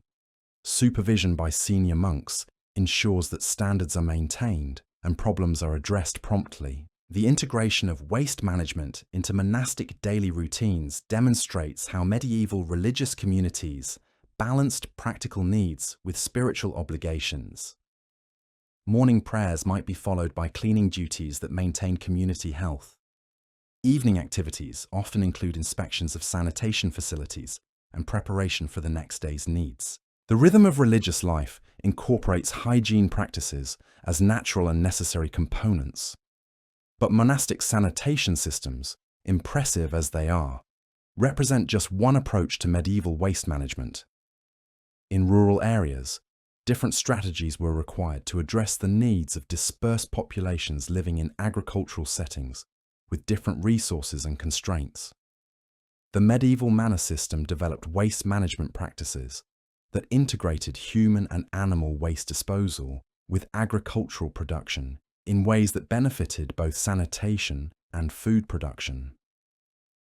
Manor houses typically include sophisticated latrine systems that rival those found in urban or monastic settings, while peasant cottages rely on simpler but effective approaches adapted to their circumstances. The manor house garderobe system follows principles similar to those found in castles, with chambers built into walls and waste disposal channels that carry sewage away from living areas. But manor garderobes often incorporate features that reflect their agricultural setting, such as waste channels that direct sewage to fertilize specific fields or gardens. Peasant waste management relies heavily on outdoor facilities that take advantage of natural disposal methods while minimizing health risks. The typical peasant cottage includes a privy located at some distance from the main dwelling, positioned to take advantage of prevailing winds and drainage patterns. The location reflects understanding of disease transmission principles, even if the scientific mechanisms aren't fully understood. The integration of human waste into agricultural systems provides both sanitation benefits and soil fertility improvements that support food production. Carefully managed composting systems convert human waste into valuable fertilizer that enhances crop yields. The timing and methods of waste application reflect generations of agricultural experience and environmental observation. Seasonal variations in rural waste management reflect both agricultural cycles and environmental conditions that affect disposal options. Spring brings opportunities for waste application to fields preparing for planting. Summer requires different approaches as crops grow and human activity patterns change. Autumn and winter present their own challenges and opportunities for waste management in agricultural settings. The social organization of rural waste management reflects both individual responsibility and community cooperation in addressing shared challenges. Individual families manage their own immediate waste disposal needs, while participating in community efforts to maintain public areas and shared facilities. The balance between individual and collective responsibility varies according to local customs and practical needs. Medieval people understood that waste management was not just about removing unpleasant materials, but about preventing disease and maintaining community health. Their approaches to sanitation reflect sophisticated understanding of cause and effect relationships, even when the underlying scientific principles weren't fully grasped. The connection between waste and disease was recognized empirically through observation and experience, leading to practices that provided real health benefits, even if the mechanisms weren't scientifically understood. Communities that maintained effective waste management systems experienced fewer outbreaks of waterborne diseases. Individuals who followed proper sanitation practices enjoyed better health outcomes than those who neglected hygiene.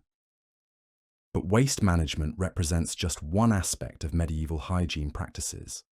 The care of hair and skin required different approaches and revealed different aspects of medieval attitudes toward beauty, health, and social presentation. In the private chambers of Lady Margaret de Clare, one of the most powerful noblewomen in 14th century England, the morning ritual of hair care unfolds with elaborate ceremony and sophisticated technique. Her tiring women have prepared everything needed for the complex process that will transform her from sleep-tousled privacy to public magnificence. The process begins with the careful brushing of hair that has been protected during sleep by a silk cap and braided loosely to prevent tangling. Lady Margaret's hair reaches nearly to her waist when unbound, a sign of feminine beauty and aristocratic leisure that few women of lower social status can afford to maintain. The brushing process uses combs and brushes made from various materials, each selected for specific functions in hair care. Wooden combs with widely spaced teeth work through the length of the hair, removing tangles gently without causing breakage. Horn combs with finer teeth smooth the hair and distribute natural oils from scalp to ends. Silver combs, used sparingly and with great care, provide the final finishing touches that create the lustrous appearance expected of a lady of her social standing. The washing process, undertaken every few days depending on social obligations and weather conditions, involves heated water scented with herbs and flowers that provide both cleansing properties and pleasant fragrances. Rose water, lavender water, and chamomile infusions are favourite choices that leave the hair smelling pleasant and feeling soft to the touch. The washing technique itself reflects generations of accumulated knowledge about hair care and scalp health. The water temperature is carefully controlled to provide effective cleansing without damaging delicate hair strands. The washing motions are gentle but thorough, working the cleansing agents through the hair without creating tangles or knots that would be difficult to remove later. Herbal preparations play crucial roles in medieval hair care, providing both therapeutic benefits and cosmetic improvements that enhance natural beauty. Rosemary water strengthens hair and promotes healthy growth while providing a pleasant, stimulating scent. Nettle extracts reduce dandruff and scalp irritation while adding shine and body to the hair. Chamomile lightens hair color gradually and soothes sensitive scalps. The drying process requires careful attention to prevent damage and achieve desired styling results. Lady Margaret's hair is gently squeezed in linen towels to remove excess water, then combed straight and allowed to air dry in a warm, well-ventilated chamber. The process can take several hours, during which she might conduct business, receive visitors, or engage in other activities that don't require elaborate hairdressing.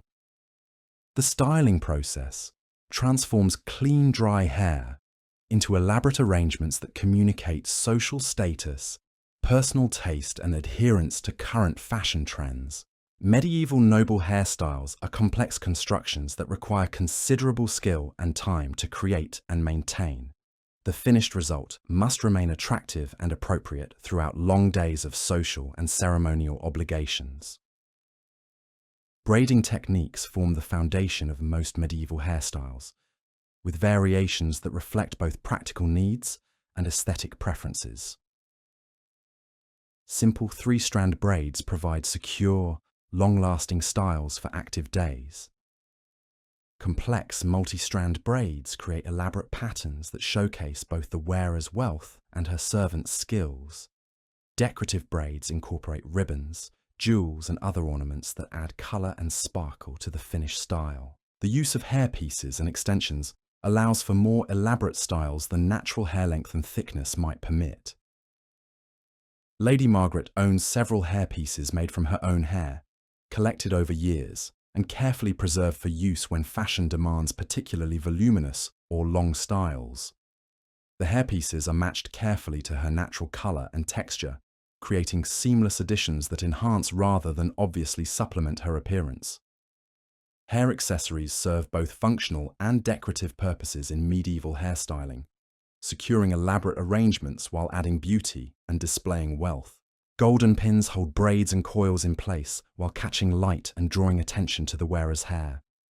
Jeweled combs secure veils and headdresses while adding sparkle and colour to the overall ensemble. Silk ribbons woven through braids provide both structural support and decorative interest. The social significance of hair care extends far beyond personal vanity to encompass broader themes of identity, status, and cultural values. Well-maintained hair signals that a woman has the leisure time, resources, and knowledge necessary to maintain appropriate appearance standards. Elaborate hairstyles demonstrate that she can afford skilled servants and expensive accessories.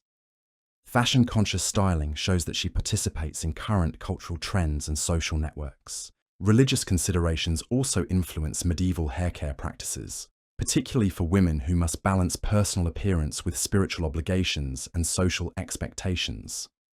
Married women cover their hair in public as a sign of modesty and respectability, but the covered hair must still be clean, well-groomed, and appropriately styled. Unmarried women might display their hair more openly, but still within bounds of propriety and good taste. The seasonal rhythms of hair care reflect both practical considerations and fashion cycles that influence styling choices and maintenance routines. Summer hair care emphasizes protection from sun and heat, while maintaining cleanliness in warm weather. Winter styling focuses on warmth and protection, while accommodating heavy clothing and head coverings. Spring and autumn provide opportunities for more elaborate styling as social seasons begin and end. Regional variations in haircare practices reflect local customs, available materials, and cultural influences that shape beauty standards and grooming techniques. Italian women might favor styles influenced by classical Roman traditions and Renaissance artistic ideals. French women follow court fashion that emphasizes elegance and sophistication. English women adapt continental styles to local climate and social expectations. But hair care for noble women represents only one aspect of medieval grooming practices. Men's hair care follows different patterns and serves different social functions, while people of lower social classes develop their own approaches adapted to their circumstances and resources. Medieval men's hair care reflects both practical needs and social expectations that vary according to occupation, social class, and regional customs. Knights and nobles maintain carefully groomed hair that projects authority and refinement, while remaining practical for wearing helmets and engaging in physical activities. Merchants and craftsmen prefer shorter, more manageable styles that won't interfere with their work. Clergy follow specific rules about hair length and styling that reflect their religious commitments. The tools and techniques used in men's hair care are generally simpler than those used by women, but still require skill and attention to achieve satisfactory results. Sharp scissors allow for precise cutting and shaping that creates attractive, practical styles. Razors provide clean edges and defined lines that enhance facial features and create polished appearances.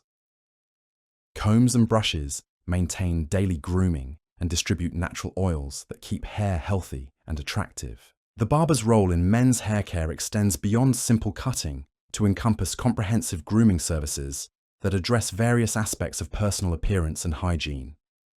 Skilled barbers understand facial structure, hair growth patterns, and fashion trends that influence styling choices. They provide not just technical skill, but also social interaction and community connection that make the grooming experience pleasant and valuable. The seasonal and social rhythms of men's hair care reflect both practical needs and cultural expectations that influence grooming choices and maintenance routines. Wedding preparations might involve elaborate grooming sessions that create special occasion appearances. Military campaigns require practical styles that accommodate armor and battlefield conditions. Religious observances might influence styling choices and grooming schedules. But individual hair care, whether for men or women, noble or common, represents just one component of a comprehensive approach to personal hygiene that encompasses every aspect of medieval life. The care of skin, for instance, required different techniques and served different functions while revealing equally sophisticated understanding of health and beauty principles. Medieval skincare practices reflect both practical needs and aesthetic desires that motivate people across all social classes to maintain healthy, attractive skin within the constraints of their circumstances and resources. The approaches vary considerably according to available materials, seasonal conditions, and social expectations. but the underlying principles remain consistent across different groups and regions. The daily cleansing routine forms the foundation of medieval skincare, providing basic hygiene while preparing the skin for other treatments and applications. Most people wash their faces and hands multiple times per day, using water and soap or other cleansing agents that remove dirt, oils, and accumulated debris. The frequency and thoroughness of washing reflects both practical needs and social expectations about appropriate appearance. The cleansing agents used in medieval skincare range from simple water and homemade soap to elaborate preparations incorporating herbs, oils, and other therapeutic ingredients. Rose water provides gentle cleansing with pleasant fragrance and mild astringent properties. Milk and cream offer moisturizing benefits while removing dirt and dead skin cells. Herbal decoctions address specific skin problems while providing general cleansing benefits. Exfoliation techniques help remove dead skin cells and promote healthy skin renewal through various methods adapted to available materials and individual needs. Rough linen cloths provide mechanical exfoliation that stimulates circulation and removes surface debris. Oatmeal preparations offer gentle chemical exfoliation while moisturizing and soothing sensitive skin. Salt scrubs provide more aggressive exfoliation for areas that require intensive treatment. Moisturizing treatments protect skin from environmental damage while maintaining softness and flexibility that contribute to both health and appearance. Animal fats provide basic moisturizing benefits at low cost, though they may leave unpleasant odors and textures. Plant oils offer superior properties with more pleasant scents and better skin absorption. Specialized preparations combining multiple ingredients address specific skin needs and conditions. The treatment of skin problems reflects both empirical knowledge accumulated through generations of experience and theoretical understanding based on medieval medical principles. Acne treatments might involve herbal preparations that reduce inflammation and bacterial growth. Dry skin conditions could be addressed with moisturizing treatments that restore natural oils and flexibility. Age-related skin changes might be treated with preparations believed to restore youthful appearance and vitality. Cosmetic applications serve both aesthetic and protective functions, enhancing natural beauty while providing some protection from environmental hazards. Face powders help absorb excess oils while creating smooth, even skin tones. Rouge and lip coloring enhance facial features and create attractive, healthy appearances. Eye treatments protect delicate skin while emphasizing beautiful features. The social significance of skincare extends beyond personal vanity to encompass broader themes of health, status, and cultural values. Clear, healthy skin signals, good overall health, and proper self-care habits. Well-maintained skin suggests adequate resources and knowledge for proper grooming and maintenance. Fashionable cosmetic applications demonstrate awareness of current trends and participation in social networks that define beauty standards. The preparation of skincare products requires considerable knowledge and skill, whether in professional workshops or household settings. Herbalists and apothecaries create specialized preparations using knowledge passed down through generations and refined through experience. Wealthy households might employ servants who specialize in cosmetic preparation and application. Ordinary families develop their own recipes and techniques using locally available materials. The seasonal rhythms of skincare reflect both environmental conditions and social activities that influence appearance needs and maintenance routines. Summer skincare emphasizes protection from sun and heat, while managing increased perspiration and outdoor exposure. Winter treatments focus on preventing dryness and chapping caused by cold weather and indoor heating. Spring and autumn provide opportunities for intensive treatments that prepare skin for changing conditions. Regional variations in skincare practices reflect local customs, available materials, and cultural influences that shape beauty standards and treatment approaches. Mediterranean regions might emphasize olive oil-based treatments that take advantage of local agricultural products. Northern climates could focus on protective treatments that address harsh weather conditions. Urban areas might offer more sophisticated products and services than rural regions. But skin care, like hair care, represents just one aspect of medieval personal hygiene that reveals the sophisticated understanding and creative approaches medieval people developed to address universal human needs. The care of teeth and maintenance of oral hygiene provide another window into medieval attitudes toward health, beauty, and social interaction. In the modest home of Thomas the Miller in a small English village, the morning routine includes careful attention to oral hygiene, using methods and materials that reflect both practical constraints and accumulated wisdom about dental health. Thomas understands that clean teeth and fresh breath are essential for social interaction and personal comfort, even if he lacks access to the luxury products available to wealthy urbanites. His tooth cleaning routine begins with a careful inspection of his mouth using a small metal mirror, one of his few valuable possessions. He examines his teeth for food particles, signs of decay, and gum problems that might require attention. The inspection reflects understanding that early detection and treatment of dental problems can prevent more serious complications later. The cleaning process uses a combination of mechanical and chemical approaches that effectively remove food particles and plaque, while freshening breath and promoting gum health.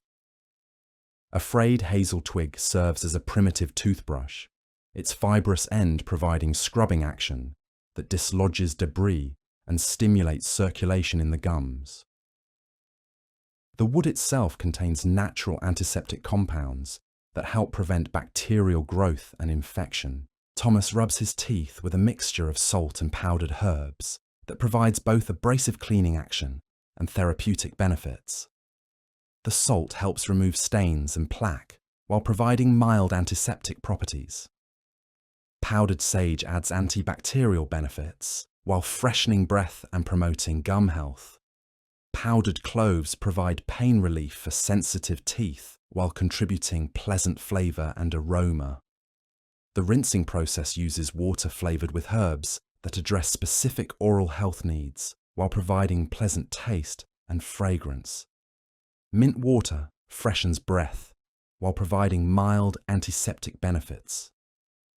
Rose water offers gentle astringent properties that tighten gums and reduce inflammation. Fennel water aids digestion while providing sweet, pleasant flavor that masks unpleasant mouth tastes.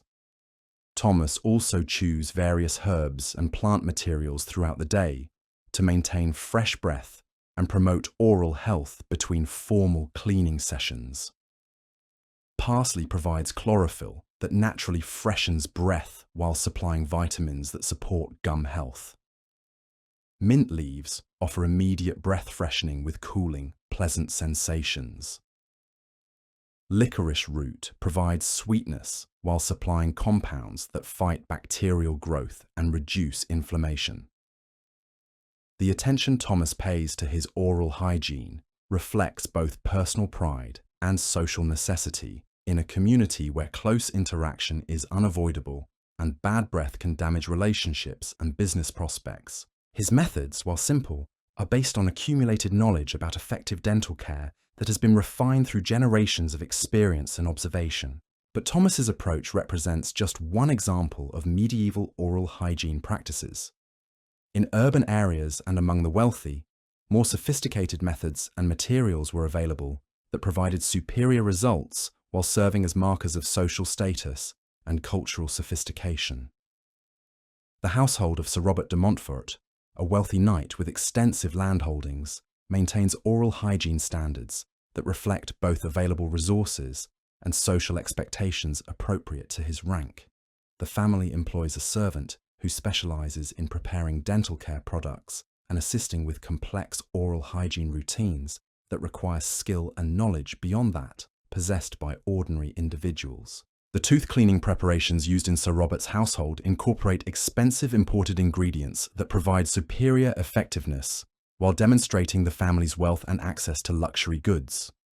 Powdered cinnamon from distant spice markets provides antimicrobial benefits while creating pleasant, exotic flavors that create pleasant aromas while providing genuine antimicrobial benefits. Ground pearls mixed with rose petals form luxurious tooth powders that polish teeth to brilliant whiteness while demonstrating conspicuous consumption of precious materials. Imported sugar, when available, provides sweetening for mouth rinses while contributing to the very dental problems it's meant to address. The tooth cleaning tools used in aristocratic households represent the finest craftsmanship available in medieval Europe. Silver toothpicks, delicately wrought by master goldsmiths, remove food particles while displaying wealth and refined taste.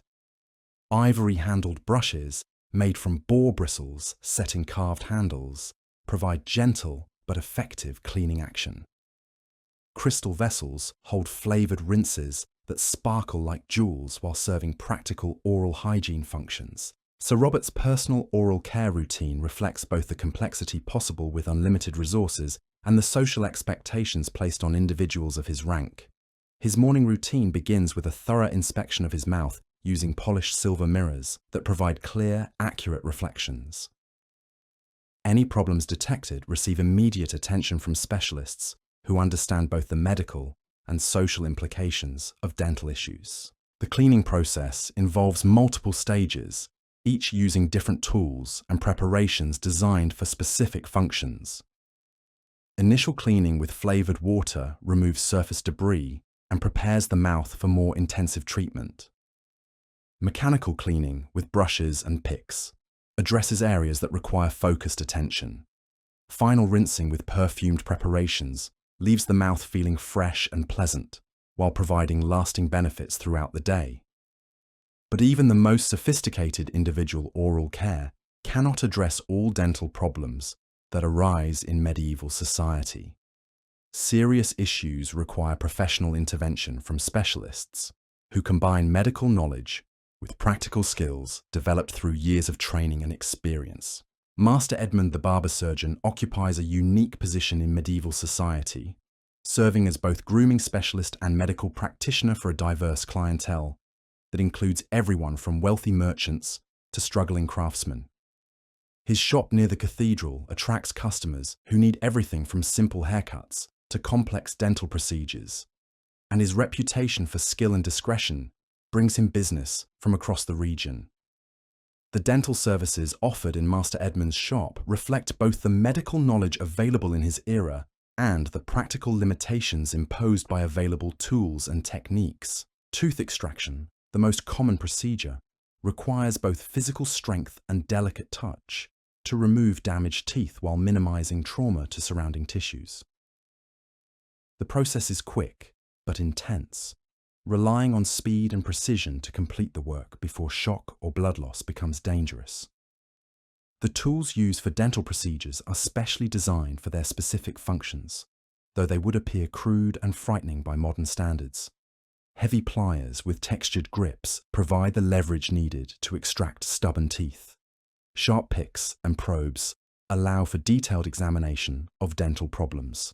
Cauterizing irons seal wounds and control bleeding through controlled application of heat.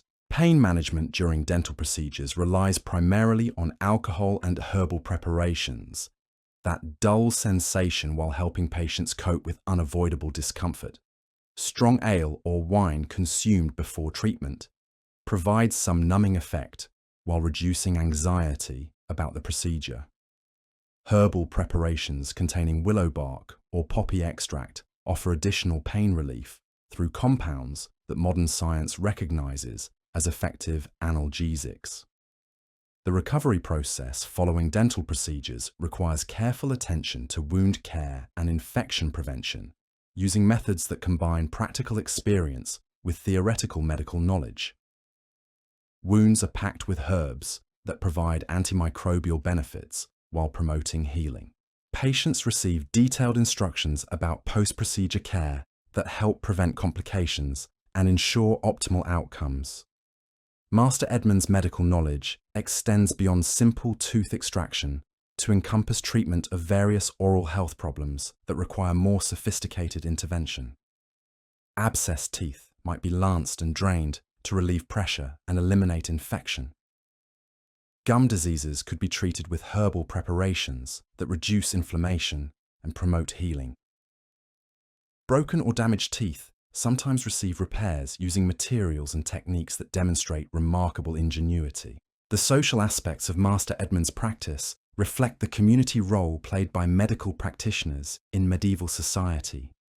His shop serves as an informal information centre where people gather to discuss current events, share news, and maintain social connections. The relationships he builds with customers extend beyond simple commercial transactions to encompass broader themes of trust, community support, and mutual assistance. But professional dental care represents only one component of medieval oral hygiene practices. The broader social and cultural contexts within which these practices developed reveal much about medieval attitudes toward health, beauty, and social responsibility. The connection between oral hygiene and social acceptance in medieval society was immediate and powerful, influencing everything from business relationships to marriage prospects. Bad breath could destroy professional opportunities, while pleasant breath and clean teeth opened doors and created positive impressions. The social stakes involved in oral hygiene motivated people across all social classes to invest time, effort, and resources in maintaining acceptable standards. The religious dimensions of oral hygiene reflect medieval beliefs about the relationship between physical cleanliness and spiritual purity. Many religious practices included specific requirements for oral cleanliness before participating in sacred rituals. Monks and nuns often incorporated tooth cleaning into their daily devotional routines. The connection between clean mouth and pure heart became embedded in both religious doctrine and popular culture. The medical theories underlying medieval oral hygiene practices reflect both accurate empirical observations and theoretical frameworks that seem strange to modern understanding. The belief that bad breath indicated internal disease led to treatments that addressed both symptoms and supposed underlying causes. The theory of humoral balance influenced both preventive care and therapeutic interventions for dental problems. The economic aspects of oral hygiene created markets for specialized products and services that supported entire industries and trade networks. The demand for imported spices, precious metals for dental tools, and exotic ingredients for mouth rinses generated commerce that connected medieval Europe to distant regions. The wealth created by oral hygiene industries contributed to urban growth and cultural development. But oral hygiene, important as it was, represents just one aspect of medieval personal care practices. The management of body odor and the creation of pleasant personal scents required different approaches and revealed different aspects of medieval culture and social organization. In the solar of Lady Eleanor de Montfort, the morning ritual of scent preparation unfolds with the precision of a religious ceremony and the artistry of a master craftsman. Her tiring women have arranged an impressive array of perfumes, powders, and aromatic preparations that will transform her from private person to public figure, ready to face the social and political challenges of her day. The foundation of Lady Eleanor's scent management begins with her clothing, which has been stored with sachets of aromatic herbs and flowers that infuse the fabrics with subtle, pleasant fragrances. Lavender sachets tucked between layers of linen provide clean, fresh scents that suggest purity and refinement. Rose petal sachets scattered through her silk garments create romantic, feminine aromas that enhance her natural attractiveness. Rosemary sprigs placed among her wool clothing contribute stimulating, energizing scents that complement her active lifestyle. The layering system of medieval clothing provides multiple opportunities for scent application and management throughout the day. Her innermost linen chemise has been rinsed in rose water that leaves a subtle fragrance next to her skin. Her wool kirtle has been aired with herbs that eliminate any musty odors while adding pleasant natural scents. Her silk surcoat has been brushed with perfumed powders that release fragrance with every movement. The direct application of perfumes and aromatic oils requires considerable skill and knowledge to achieve desired effects without creating overwhelming or inappropriate scents. Lady Eleanor's perfumer has created custom blends that complement her natural body chemistry while reflecting her personality and social position. The formulations balance floral notes with spice accents, creating complex fragrances that evolve throughout the day as they interact with her skin and clothing. The strategic placement of perfumes on her body takes advantage of pulse points, where body heat will help release and distribute the fragrances effectively. Small amounts applied to her wrists create subtle scent clouds when she gestures. Perfume behind her ears provides pleasant aromas for close conversations. A tiny amount on her throat ensures that her voice carries pleasant associations during formal speeches or intimate discussions. The accessories Lady Eleanor wears also contribute to her overall scent profile, with jewellery, hair ornaments, and clothing decorations that have been treated with aromatic preparations. Her golden circlet has been polished with rose-scented oils that release fragrance when warmed by her body heat. Her silk ribbons have been stored with perfume sachets that infuse them with lasting scents. Her jewellery has been cleaned with aromatic preparations that leave subtle fragrances on the metal surfaces. The social significance of Lady Eleanor's scent management extends far beyond personal vanity to encompass broader themes of identity, status, and cultural sophistication. Her ability to maintain pleasant personal fragrances demonstrates her access to luxury goods and skilled servants. Her knowledge of appropriate scent choices for different occasions shows her understanding of social expectations and cultural norms. Her investment in quality perfumes and aromatic preparations signals her family's wealth and her personal commitment to maintaining appropriate standards. The seasonal variations in Lady Eleanor's scent choices reflect both the availability of aromatic materials and the social activities that characterize different times of year. Spring scents emphasize fresh, light fragrances that complement the renewal and energy of the season. Summer choices focus on cooling, refreshing aromas that provide relief from heat while maintaining attractiveness. Autumn selections incorporate warmer, spicier notes that harmonize with the changing weather and social calendar. Winter preferences favor rich, complex fragrances that provide comfort and luxury during cold, dark months. But Lady Eleanor's sophisticated approach to scent management represents only one end of the medieval spectrum of personal fragrance practices. People of different social classes and circumstances developed their own methods for managing body odor and creating pleasant personal scents within their constraints and resources. In the cottage of Margaret the Weaver, scent management follows simpler patterns, but reflects the same basic understanding of the importance of pleasant personal fragrances for social acceptance and personal confidence. Her methods rely heavily on locally available herbs and flowers that provide effective results at minimal cost, while connecting her to the natural rhythms of her environment. Margaret's approach to scent management begins with her bathing and washing routines, which incorporate herbs and flowers that provide both cleansing benefits and pleasant fragrances.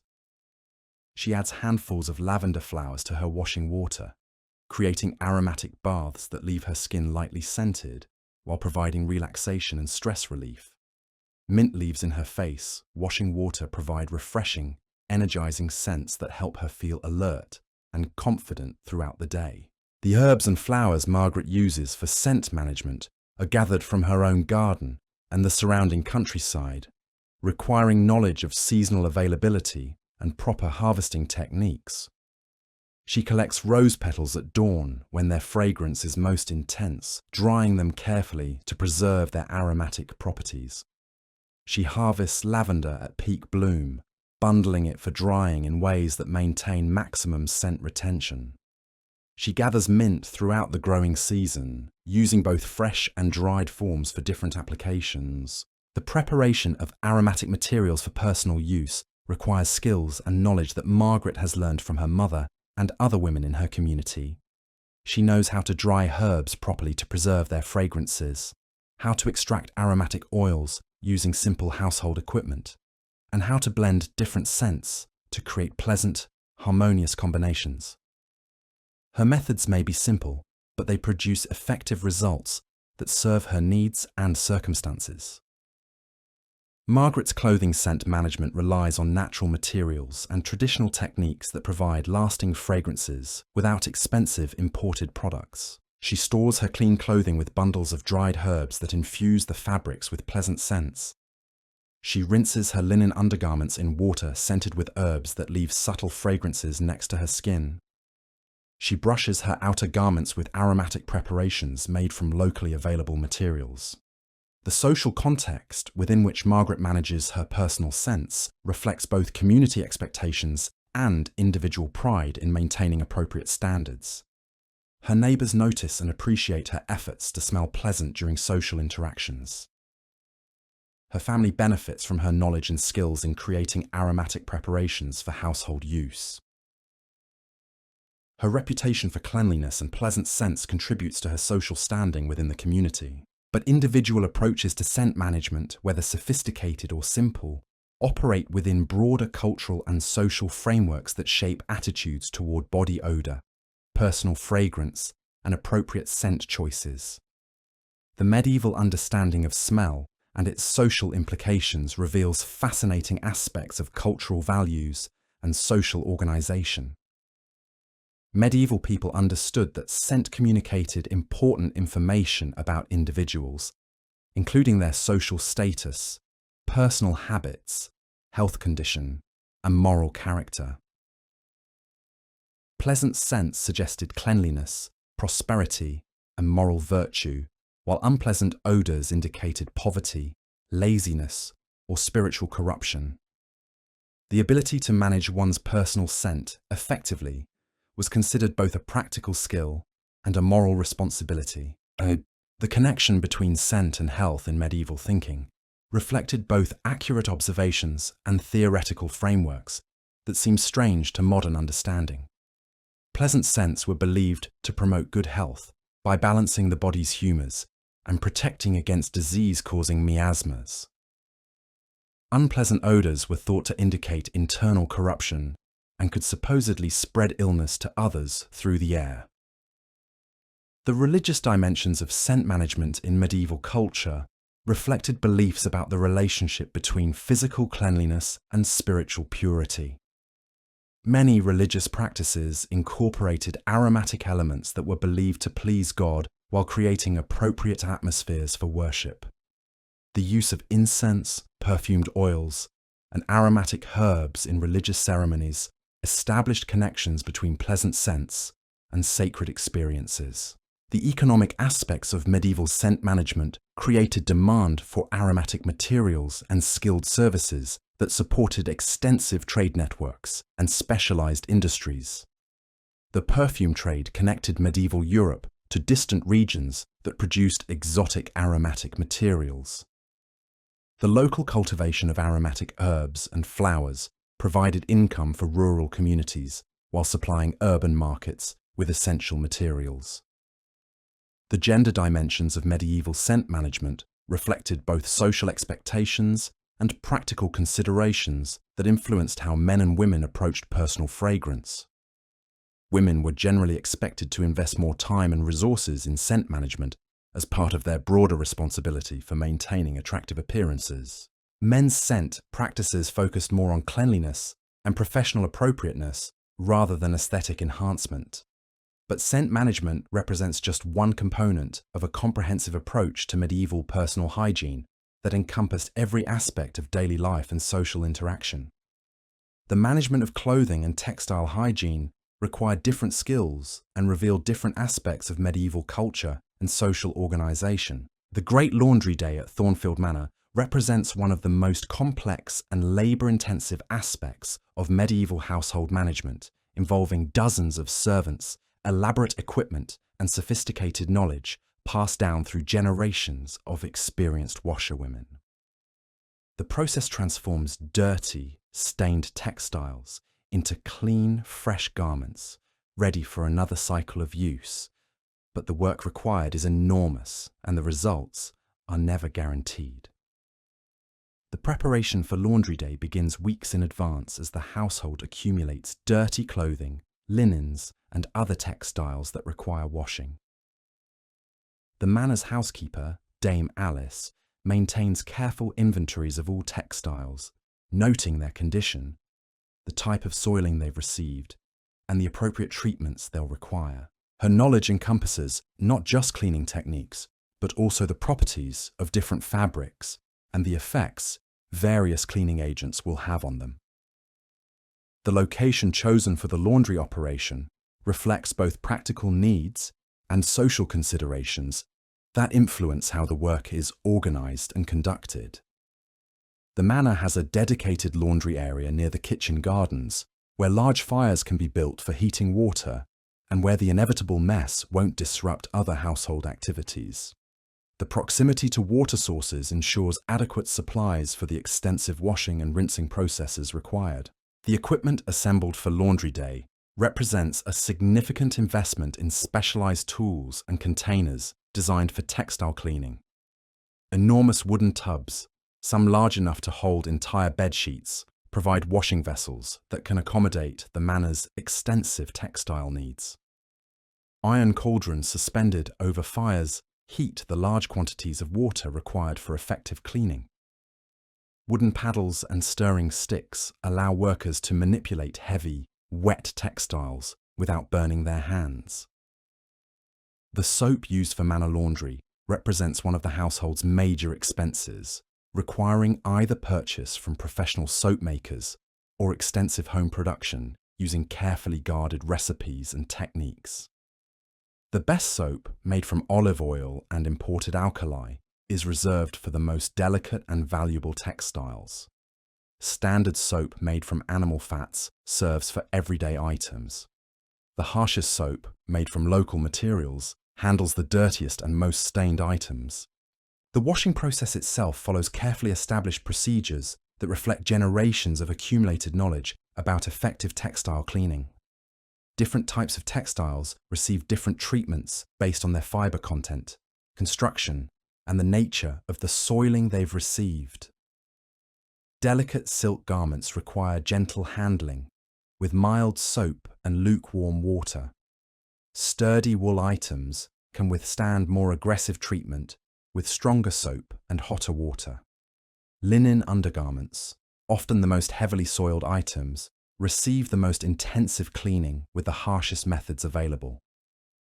The women who perform the actual washing work represent some of the most skilled labourers in the medieval household, possessing knowledge and techniques that can mean the difference between successfully cleaned textiles and ruined garments. The head washerwoman, Goodwife Joan, has worked in textile care for more than 20 years, developing an intuitive understanding of how different fabrics respond to various cleaning treatments. Her expertise commands respect from both the household's management and her fellow workers. The physical demands of medieval laundry work are enormous, requiring strength, endurance, and tolerance for harsh conditions that would challenge even modern workers. The women spend hours bent over tubs of hot, soapy water, scrubbing heavily soiled textiles against wooden boards that provide abrasive surfaces for removing embedded dirt. Their hands become raw and cracked from constant exposure to harsh soap and hot water. Their backs ache from the repetitive motions required for effective cleaning. The chemical processes involved in medieval textile cleaning rely on understanding of alkaline reactions, bleaching effects, and stain removal techniques that demonstrate sophisticated practical chemistry.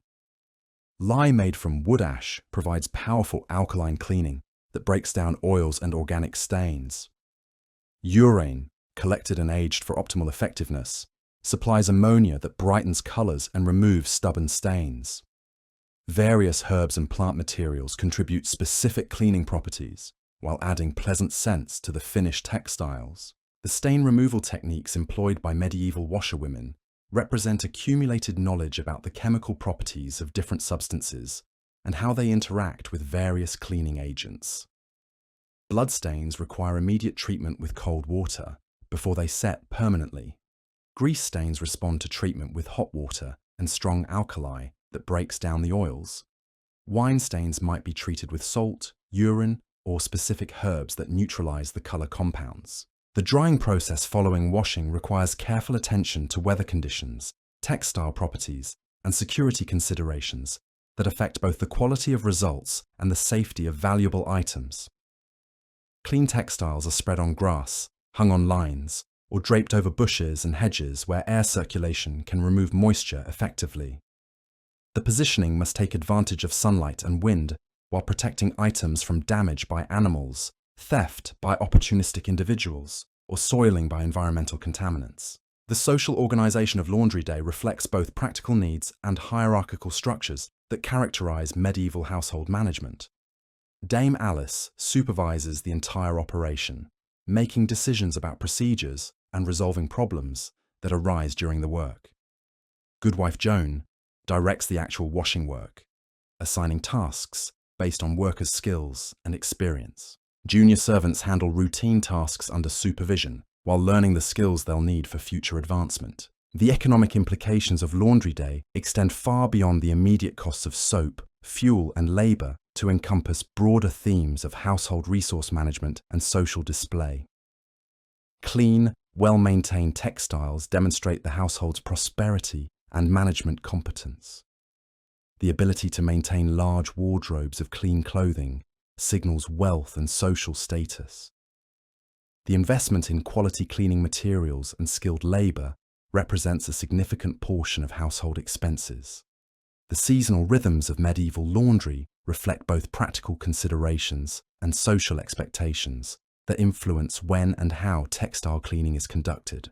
Spring laundry focuses on heavy winter garments and household linens that have accumulated months of use. Summer provides optimal drying conditions for large items like bed linens and tapestries. Autumn preparations ensure that winter clothing is clean and ready for the cold months ahead. Emergency washing might be required for special occasions or unexpected soiling. The regional variations in medieval laundry practices reflect local customs, available materials, and environmental conditions that influence cleaning techniques and procedures. Mediterranean regions might emphasize olive oil-based soaps and sun-drying techniques. Northern climates could rely more heavily on wood ash lye and indoor drying methods.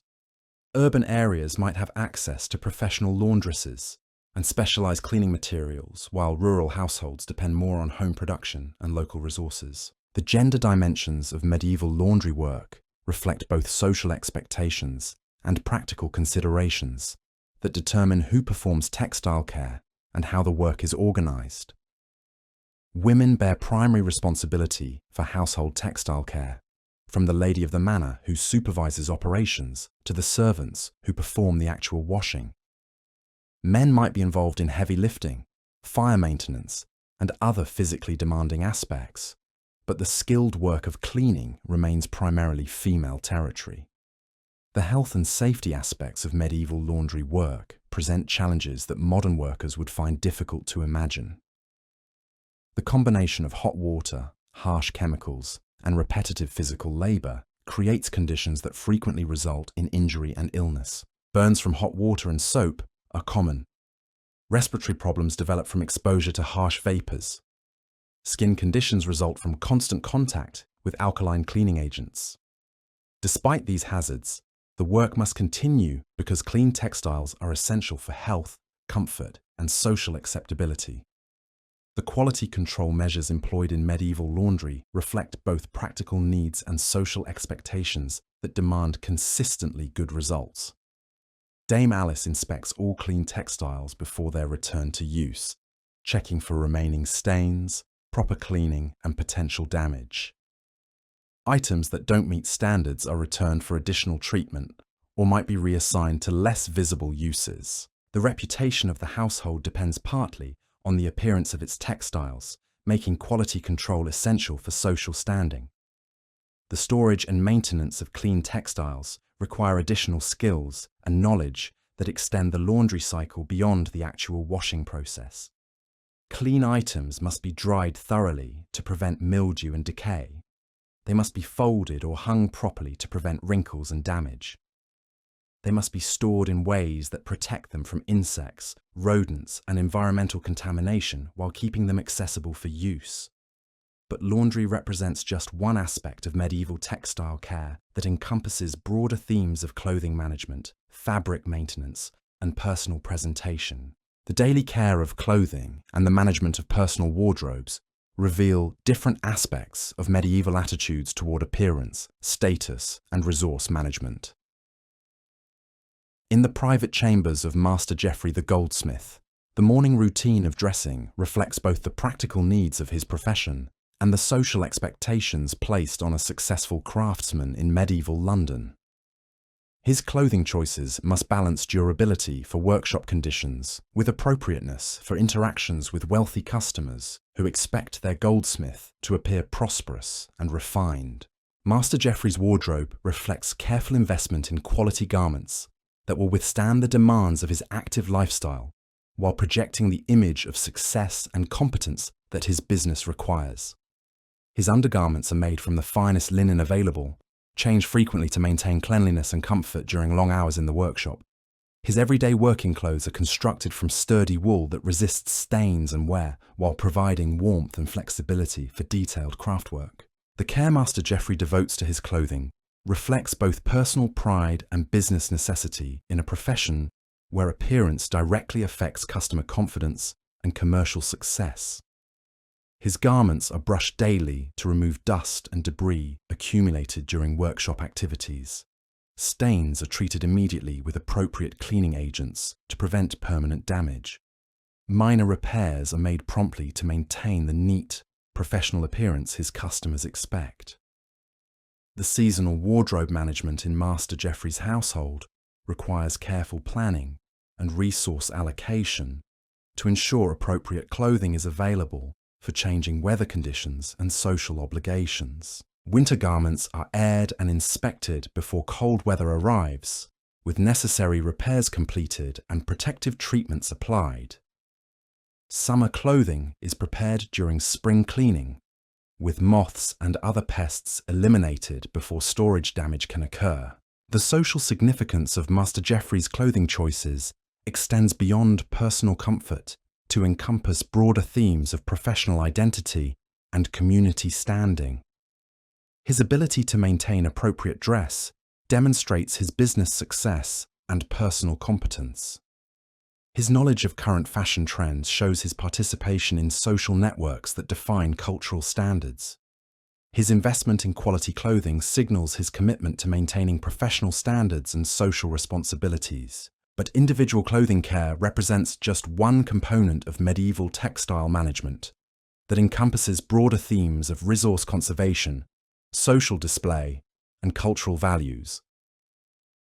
The medieval approach to clothing and textile care reveals sophisticated understanding of material properties, conservation techniques, and social expectations that influenced every aspect of personal presentation.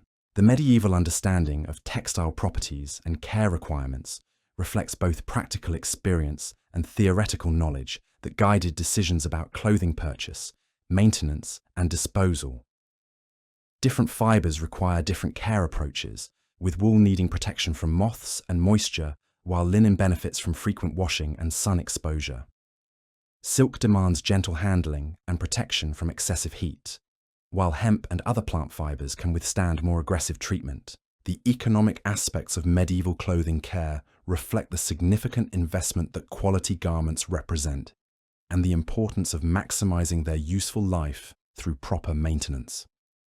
A single high-quality garment might represent weeks or months of a craftsman's income, making its preservation a matter of economic survival.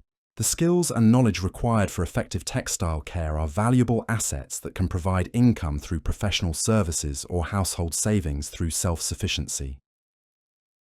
The environmental factors that influence medieval clothing care include seasonal changes, regional climate conditions, and local environmental hazards that affect textile preservation and maintenance.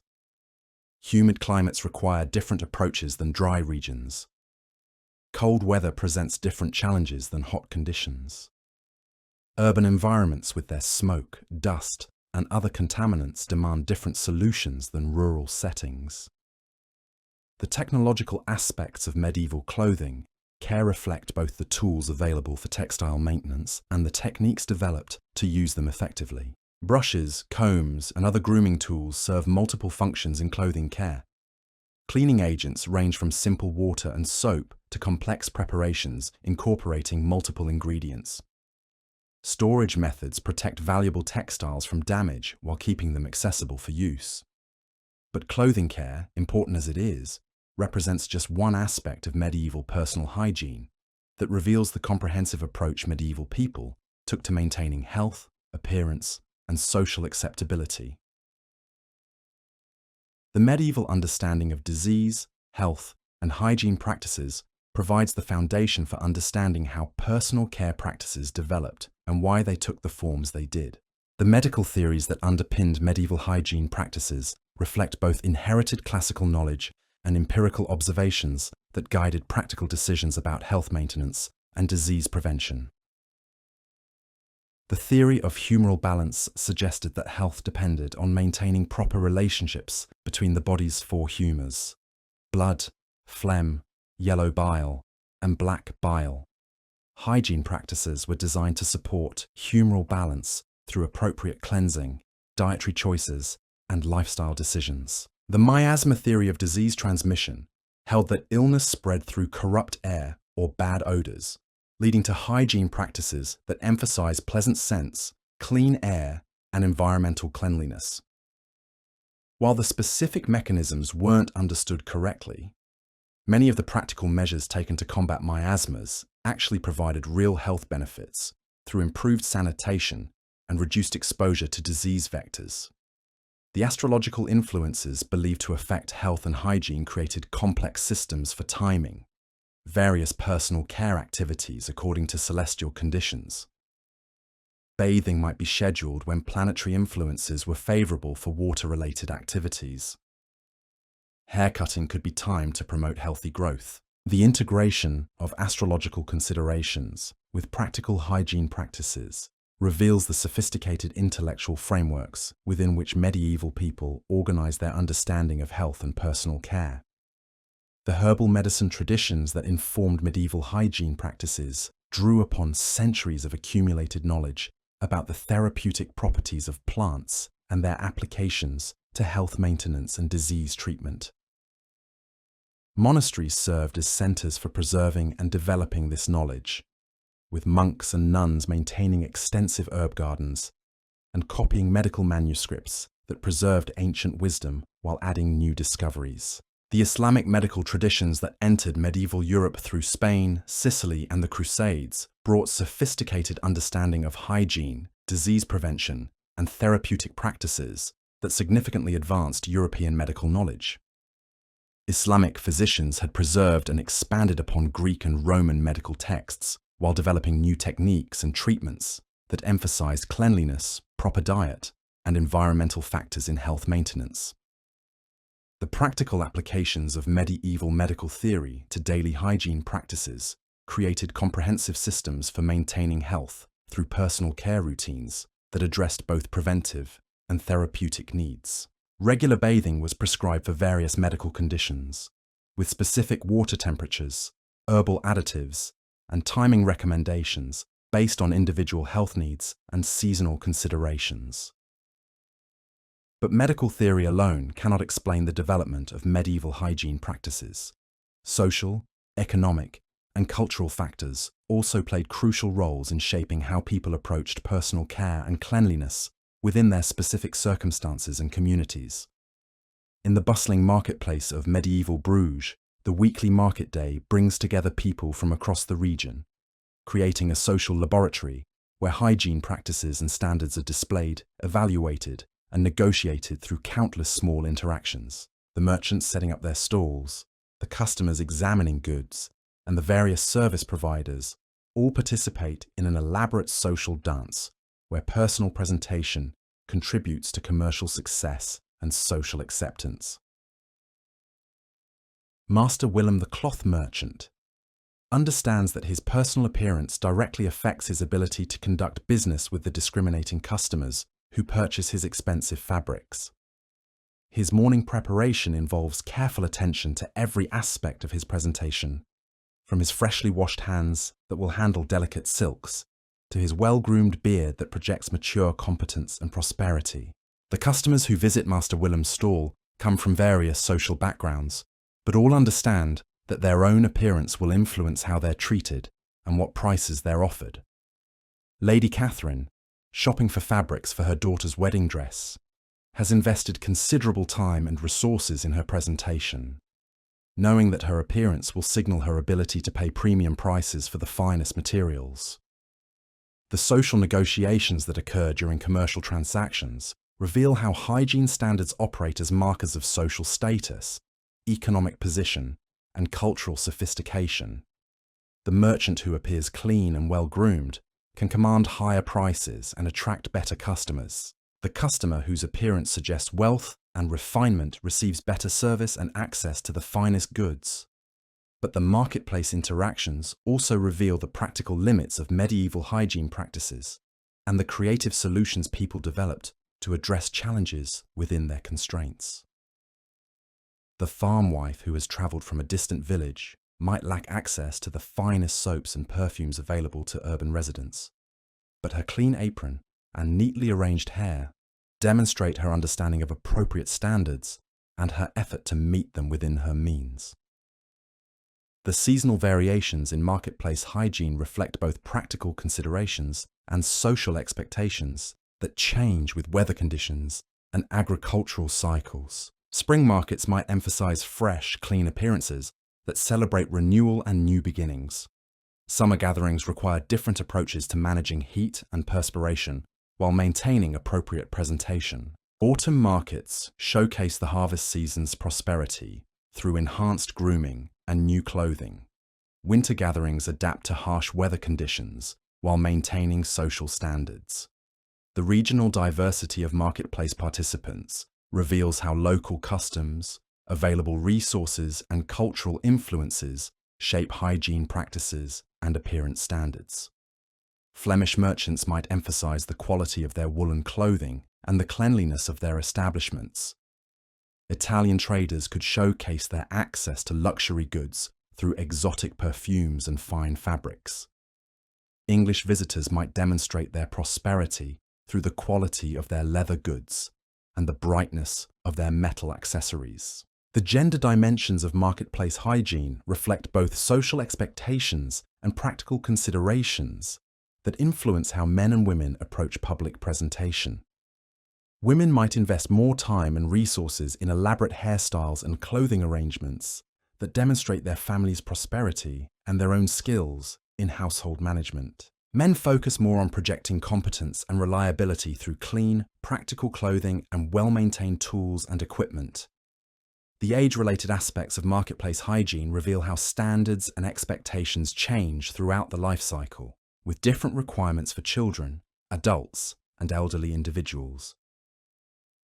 Young people might emphasize fashionable elements that demonstrate their awareness of current trends and their participation in social networks. Mature adults focus on projecting stability and competence through conservative, high-quality presentation.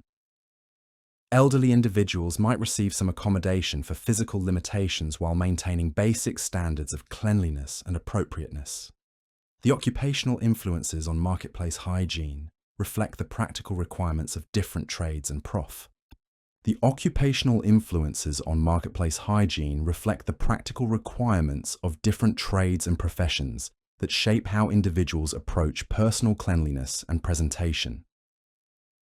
The blacksmith emerging from his forge carries the distinctive sense of coal smoke and heated metal, but his carefully washed hands and face demonstrate his understanding that cleanliness matters even in the dirtiest of trades. The baker, flour-dusted but spotless beneath, knows that his reputation depends as much on his personal hygiene as on the quality of his bread. These marketplace interactions reveal the complex social negotiations that occur around hygiene standards and expectations. Everyone understands the rules, even if they lack the resources to follow them perfectly. The merchant who maintains high standards attracts better customers and commands higher prices. The customer who presents well receives better service and access to finer goods. It's a delicate dance of social signaling that plays out hundreds of times each market day. But the marketplace represents just one venue where medieval hygiene practices were displayed and evaluated. Religious institutions created entirely different contexts for understanding cleanliness, spirituality, and social responsibility, revealing yet another dimension of medieval approaches to personal care and bodily maintenance. Step into the scriptorium of St. Dunstan's Abbey on a quiet morning in early autumn, and you'll discover a world where cleanliness serves not just social and practical purposes, but spiritual ones as well. Brother Thomas, the Abbey's librarian, begins his day with ritual washing that connects physical cleanliness to spiritual purity in ways that permeate every aspect of monastic life. The monastic approach to personal hygiene reflects centuries of religious thinking about the relationship between body and soul, physical cleanliness, and spiritual purity. The Rule of St. Benedict, written in the 6th century, establishes principles that continue to guide monastic life throughout the medieval period. It emphasizes moderation in all things, including approaches to bodily care that balance necessary cleanliness with avoidance of vanity and excess. Brother Thomas's morning routine begins before dawn with the ritual washing prescribed for all members of the community.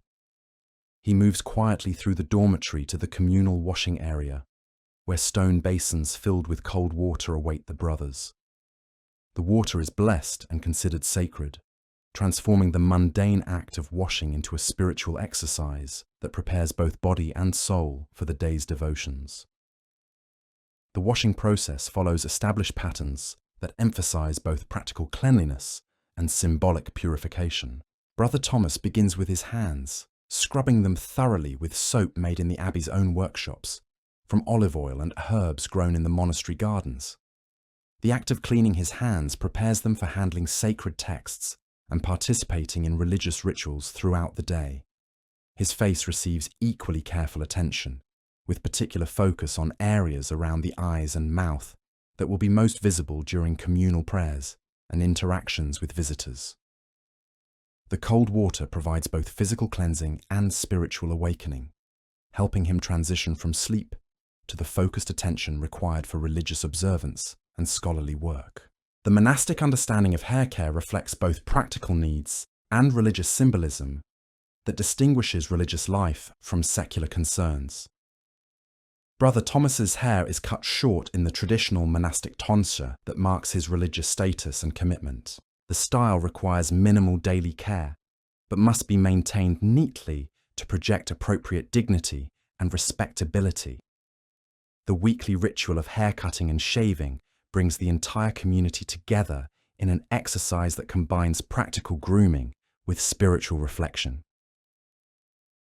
Brother Aldrich, the Abbey's barber, performs these services with skill and reverence that transform routine maintenance into opportunities for meditation and community bonding.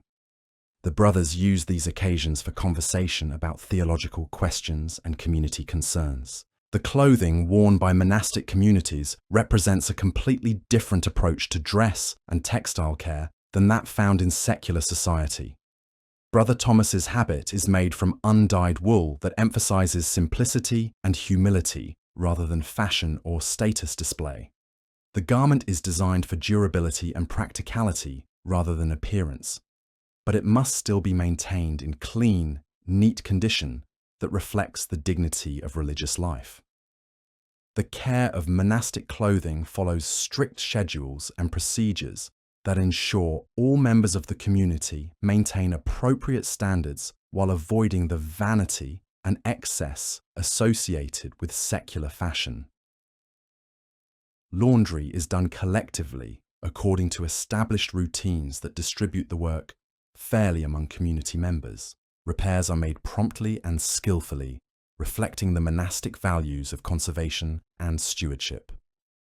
The integration of hygiene practices into the rhythm of monastic life reveals how religious communities understood the connection between physical cleanliness and spiritual discipline. Daily washing becomes part of the preparation for prayer and worship. Weekly bathing is scheduled to complement the liturgical calendar and community activities. Seasonal cleaning projects coincide with religious observances and agricultural cycles.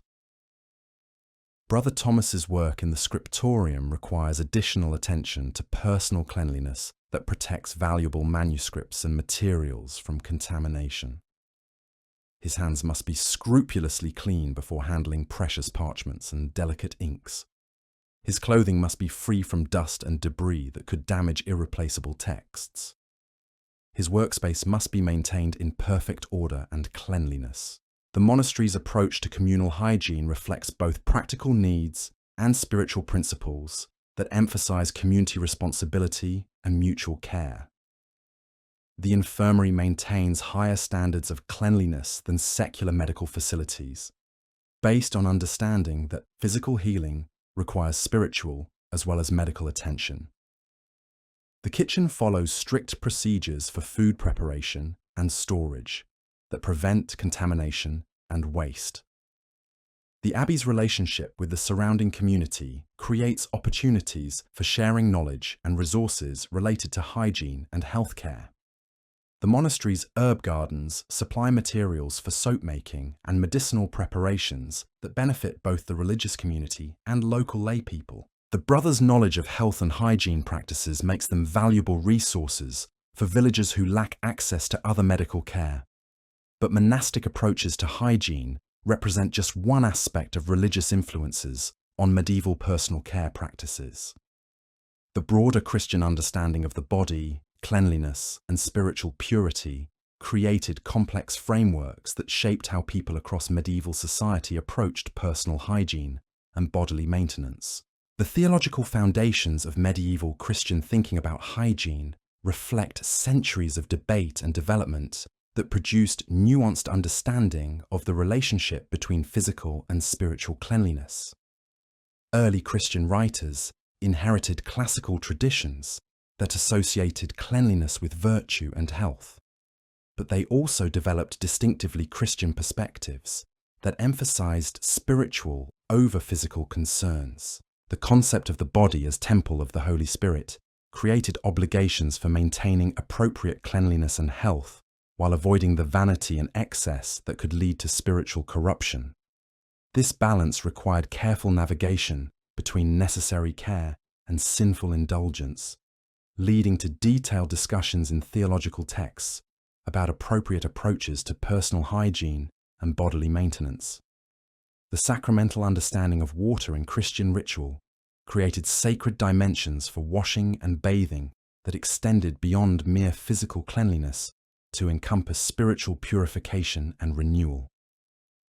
Baptism established water as a medium for spiritual transformation, while ritual hand-washing before meals and prayers connected daily hygiene practices to religious observance. The medieval Christian calendar created rhythms for personal care that integrated hygiene practices with religious observances and seasonal cycles. Lent brought emphasis on simplicity and restraint in personal care, as well as diet and other pleasures. Easter celebrations included ritual bathing and new clothing. Saints' days provided occasions for special attention to cleanliness and appearance. The cult of saints created complex models for understanding the relationship between physical cleanliness and spiritual purity. Some saints were renowned for their scrupulous attention to cleanliness as expressions of reverence for God and respect for others. Other saints were celebrated for their deliberate neglect of personal hygiene as demonstrations of contempt for worldly concerns and focus on spiritual matters. The development of confession and penance as sacramental practices created frameworks for understanding personal hygiene as moral responsibility that affected not just individual health, but community welfare and spiritual condition. Neglect of basic cleanliness could be considered sinful if it harmed others or demonstrated lack of proper self-respect and social responsibility. The medieval Christian understanding of disease and healing integrated physical and spiritual dimensions that influenced approaches to hygiene and health maintenance. Illness was often interpreted as divine punishment for sin or testing of faith, leading to treatments that addressed spiritual as well as physical needs. Cleanliness became both preventive medicine and spiritual discipline.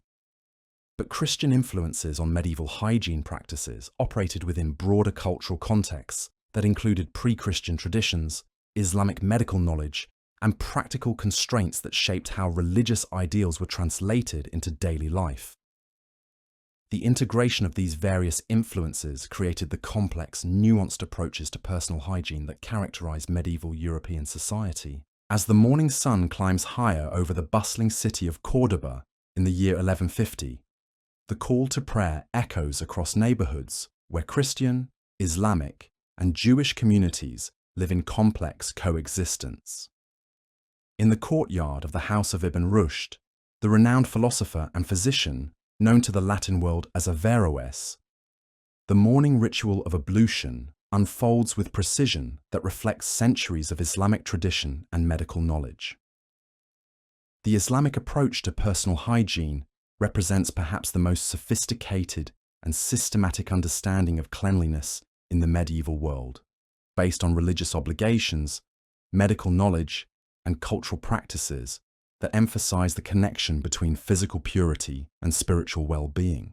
The requirements for ritual washing before prayer create daily rhythms of cleanliness that extend far beyond religious observance to influence every aspect of personal care and social interaction.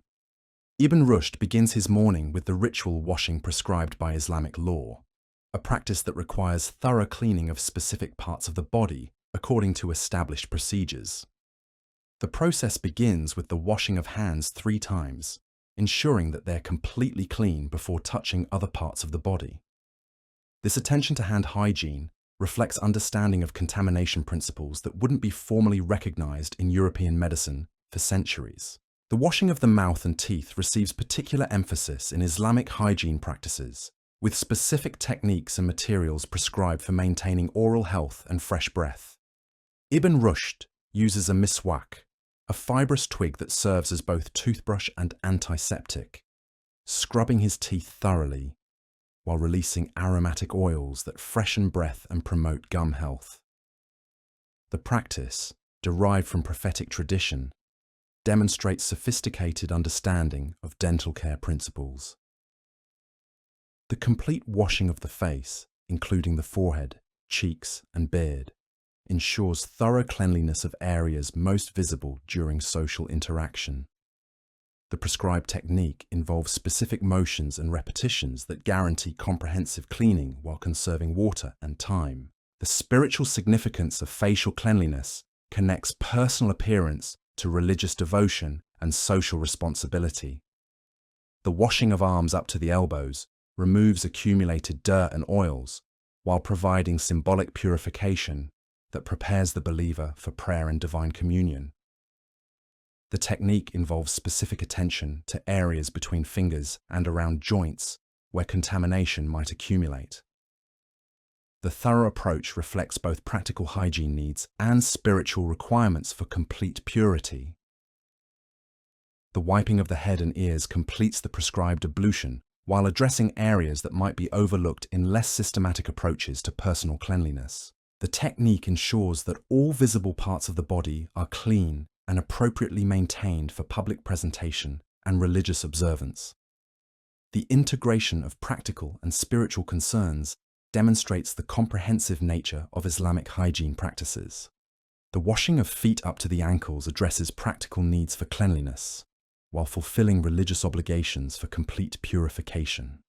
The attention to areas between toes and around nails reflects understanding of hygiene principles that prevent contamination and disease transmission. The practice also prepares the believer for the physical requirements of prayer, which involves prostration and other movements that require clean feet. But Islamic hygiene practices extend far beyond the requirements of ritual ablution to encompass comprehensive approaches to personal care, medical treatment, and community health that influenced medieval hygiene practices throughout the Mediterranean world and beyond. The integration of Greek medical knowledge with Islamic religious principles created sophisticated understanding of health and cleanliness that advanced medieval medical practice significantly. The Islamic medical tradition, preserved and expanded in works like those of Ibn Rushd himself, emphasizes the connection between cleanliness and health through detailed discussions of hygiene practices, dietary requirements, and environmental factors that influence well-being. These texts provide specific instructions for maintaining personal cleanliness, treating various health conditions, and preventing disease transmission through proper hygiene practices. The hammam, or Islamic bathhouse, represents perhaps the most advanced public hygiene facility in the medieval world, combining sophisticated architecture, engineering, and social organization to provide comprehensive bathing and health services for urban communities. These institutions demonstrate Islamic understanding of public health principles and community responsibility for maintaining hygiene standards. Ibn Rushd's own bathhouse visits follow established patterns that integrate cleansing, social interaction, and health maintenance in ways that benefit both individual and community well-being. The process begins with gradual warming in heated chambers that prepare the body for intensive cleaning. The progression through chambers of increasing temperature promotes perspiration that cleanses the skin and promotes circulation. The actual washing process in the hammam involves thorough scrubbing with specially designed mitts that remove dead skin and accumulated dirt more effectively than simple washing with hands or cloths. The technique, performed by skilled attendants, provides comprehensive cleansing that reaches areas difficult to clean effectively during individual washing. The social aspects of the experience create opportunities for conversation, business, and community bonding. The cooling process following intensive washing allows for gradual return to normal body temperature while providing opportunities for relaxation and social interaction. The provision of refreshments, entertainment, and various personal services transforms the bathhouse into a comprehensive social and health facility that serves multiple community functions beyond simple cleanliness. The influence of Islamic hygiene practices on medieval European society occurred through multiple channels that included trade relationships, scholarly exchange, diplomatic contact, and territorial conquest that brought Islamic and Christian communities into direct contact.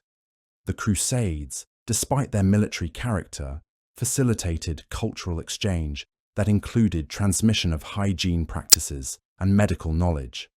The translation movement that brought Islamic medical and scientific texts into Latin made sophisticated hygiene and medical knowledge available to European scholars and practitioners.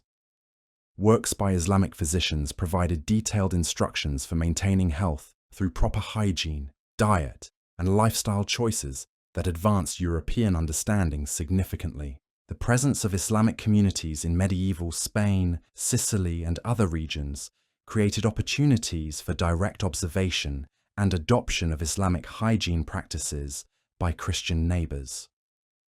The superior health outcomes achieved through Islamic hygiene practices provided compelling evidence for their effectiveness that encouraged adoption and adaptation.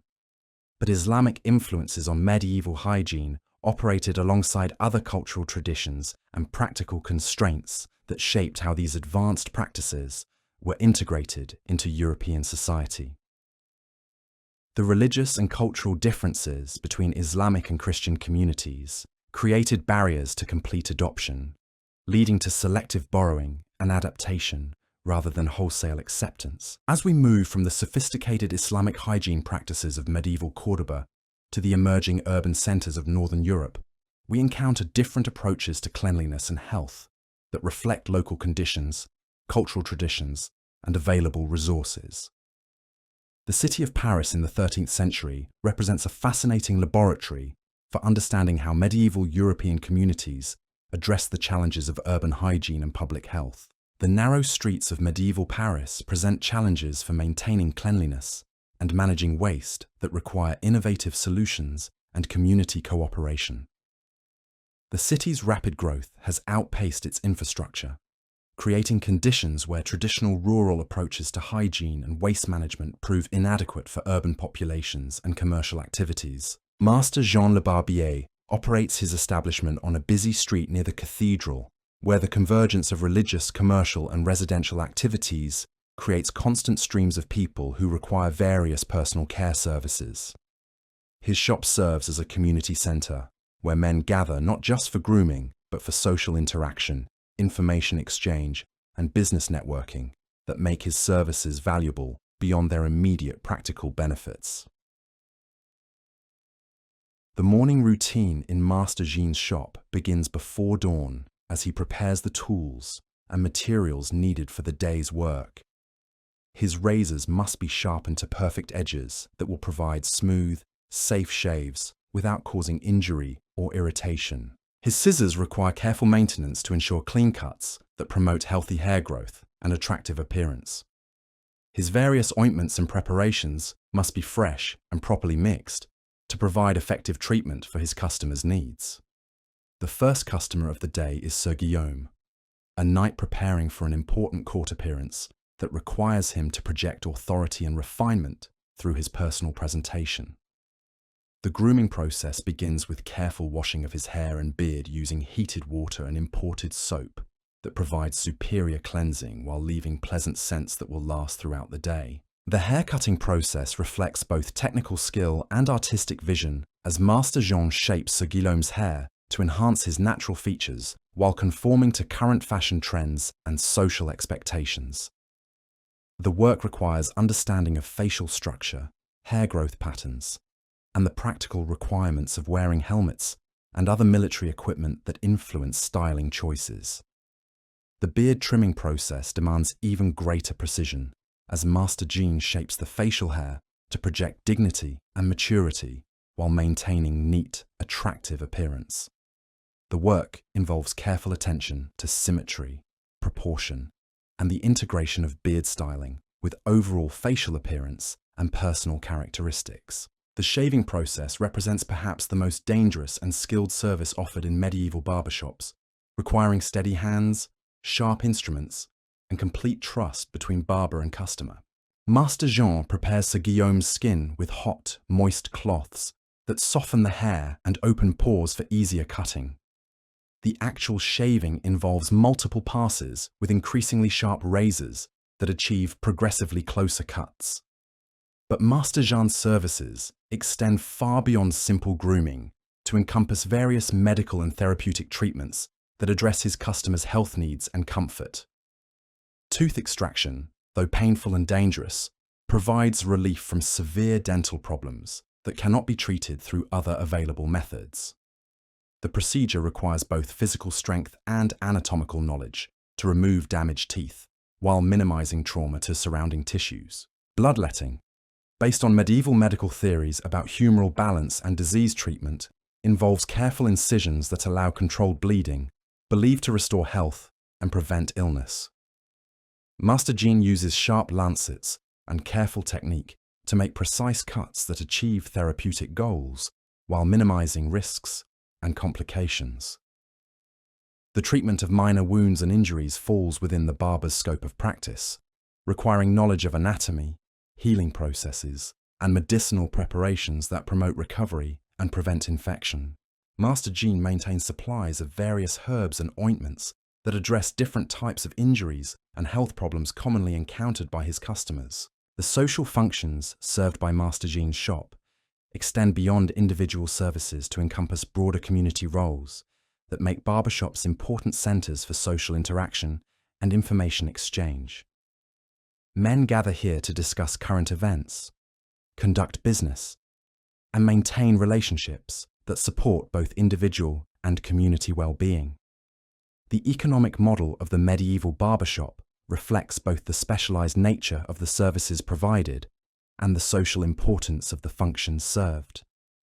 Master Jean charges premium prices for his expertise, but his customers consider the expense worthwhile for the quality and convenience he provides.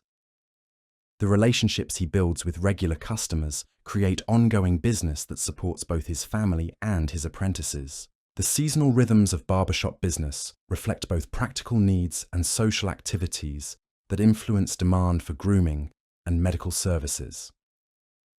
Spring brings increased demand as people prepare for wedding season and other social events. Summer requires different approaches to managing heat and perspiration, while maintaining appropriate appearance. Autumn and winter present their own challenges and opportunities for personal care and health maintenance. But individual barbershops represent just one component of medieval urban hygiene infrastructure that encompasses broader systems for managing waste, providing clean water, and maintaining public health. The challenges of urban life require community solutions that go far beyond individual efforts and personal responsibility. The waste management systems of medieval Paris demonstrate both the challenges created by urban population density and the innovative solutions developed to address these problems. The city's legal codes include extensive provisions governing waste disposal, reflecting both practical needs and growing understanding of connections between sanitation and public health. Property owners bear primary responsibility for maintaining cleanliness in areas adjacent to their buildings, including removal of waste, maintenance of drainage systems, and prevention of accumulation that could create health hazards or social problems. The regulations specify acceptable methods for waste disposal and impose significant penalties for violations that harm community welfare. The professional waste removal services provided by Gong farmers represent essential infrastructure that makes urban life possible by handling materials too large or hazardous for individual property owners to manage effectively. These specialized workers operate during nighttime hours to minimize public disruption while performing necessary but unpleasant work that maintains community health and cleanliness. The infrastructure supporting urban waste management includes complex networks of gutters, drains, and collection points that channel waste away from populated areas toward rivers or designated disposal sites. The construction and maintenance of these systems require significant community investment and ongoing attention to ensure they function effectively under varying conditions. The financing of urban sanitation systems relies on various taxes, fees, and fines that distribute costs among those who benefit from clean cities while providing incentives for compliance with community standards. The economic model reflects understanding that sanitation is a collective good that requires collective investment and responsibility. As evening falls over medieval Paris and the last customers leave Master Jean's barbershop, the city begins its nightly transformation from public commercial space to private domestic refuge. Behind shuttered windows and closed doors, families engage in the intimate rituals of personal care that prepare them for rest, while maintaining the standards of cleanliness and appearance that tomorrow's activities will require. In the modest home of Pierre the carpenter and his wife Marie, the evening routine unfolds with quiet efficiency that reflects years of shared life and mutual understanding of each other's needs and preferences. Their approach to personal hygiene balances practical constraints with social expectations, creating solutions that work within their circumstances while maintaining appropriate standards for their community position. The evening washing routine begins with heating water over the hearth fire, a process that requires careful timing to ensure adequate warmth without wasting precious fuel. Marie adds herbs from her garden to the washing water, creating pleasant scents while providing mild antiseptic properties that promote cleanliness and health. The herbs also help mask any unpleasant odors that might linger from the day's work and activities. Pierre's evening routine focuses on removing the dust, sawdust, and other debris accumulated during his carpentry work while preparing for the next day's activities. His hands receive particular attention as they must remain clean and skillful for the detailed work his profession requires. He scrubs them thoroughly with soap and a rough cloth, paying special attention to areas around and under his fingernails where wood particles might accumulate. Marie's evening care addresses both her domestic responsibilities and her social obligations as a craftsman's wife in the community. Her clothing must be maintained in good condition to reflect well on her family's prosperity and social standing. Her appearance must project competence and respectability that support Pierre's business relationships and their children's social development. The children's evening routine serves both immediate hygiene needs and long-term education in proper personal care habits that will serve them throughout their lives. Young Jean, at 12 years old, is learning the skills and standards he'll need as an adult member of the community. Little Marie, at 8, absorbs the expectations and techniques that will guide her own approach to personal care and household management.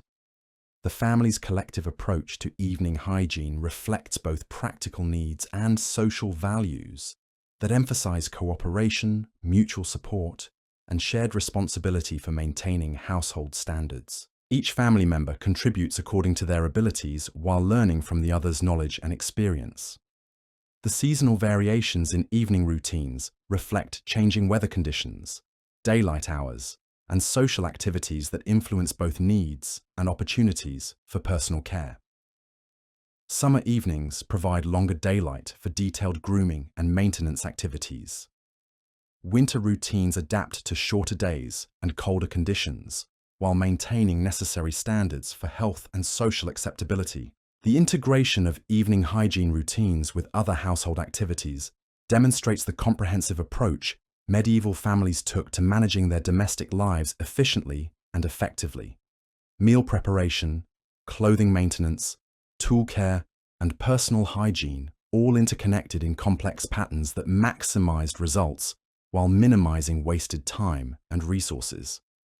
But individual family routines represent just one aspect of medieval domestic hygiene that encompasses broader themes of household management, social expectations, and cultural values that shaped how people organized their private lives to support their public roles and responsibilities. The medieval understanding of domestic space and its relationship to personal hygiene reflects both practical constraints and social ideals that influenced how families organized their living arrangements to promote health, comfort, and appropriate social presentation. The physical layout of homes, the allocation of space for different activities, and the scheduling of various household functions all contributed to overall hygiene and health outcomes. The typical medieval home of a craftsman family like Pierre and Marie includes multiple rooms that serve different functions in supporting family life and work activities. The main hall provides space for meals, social interaction, and various household activities that require adequate room and lighting. The solar or private chamber offers privacy for intimate family activities and storage of valuable possessions.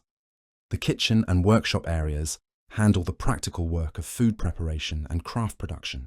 The allocation of space for personal hygiene activities requires careful consideration of privacy needs, water access, safety concerns, and social appropriateness that influence where and when various activities take place.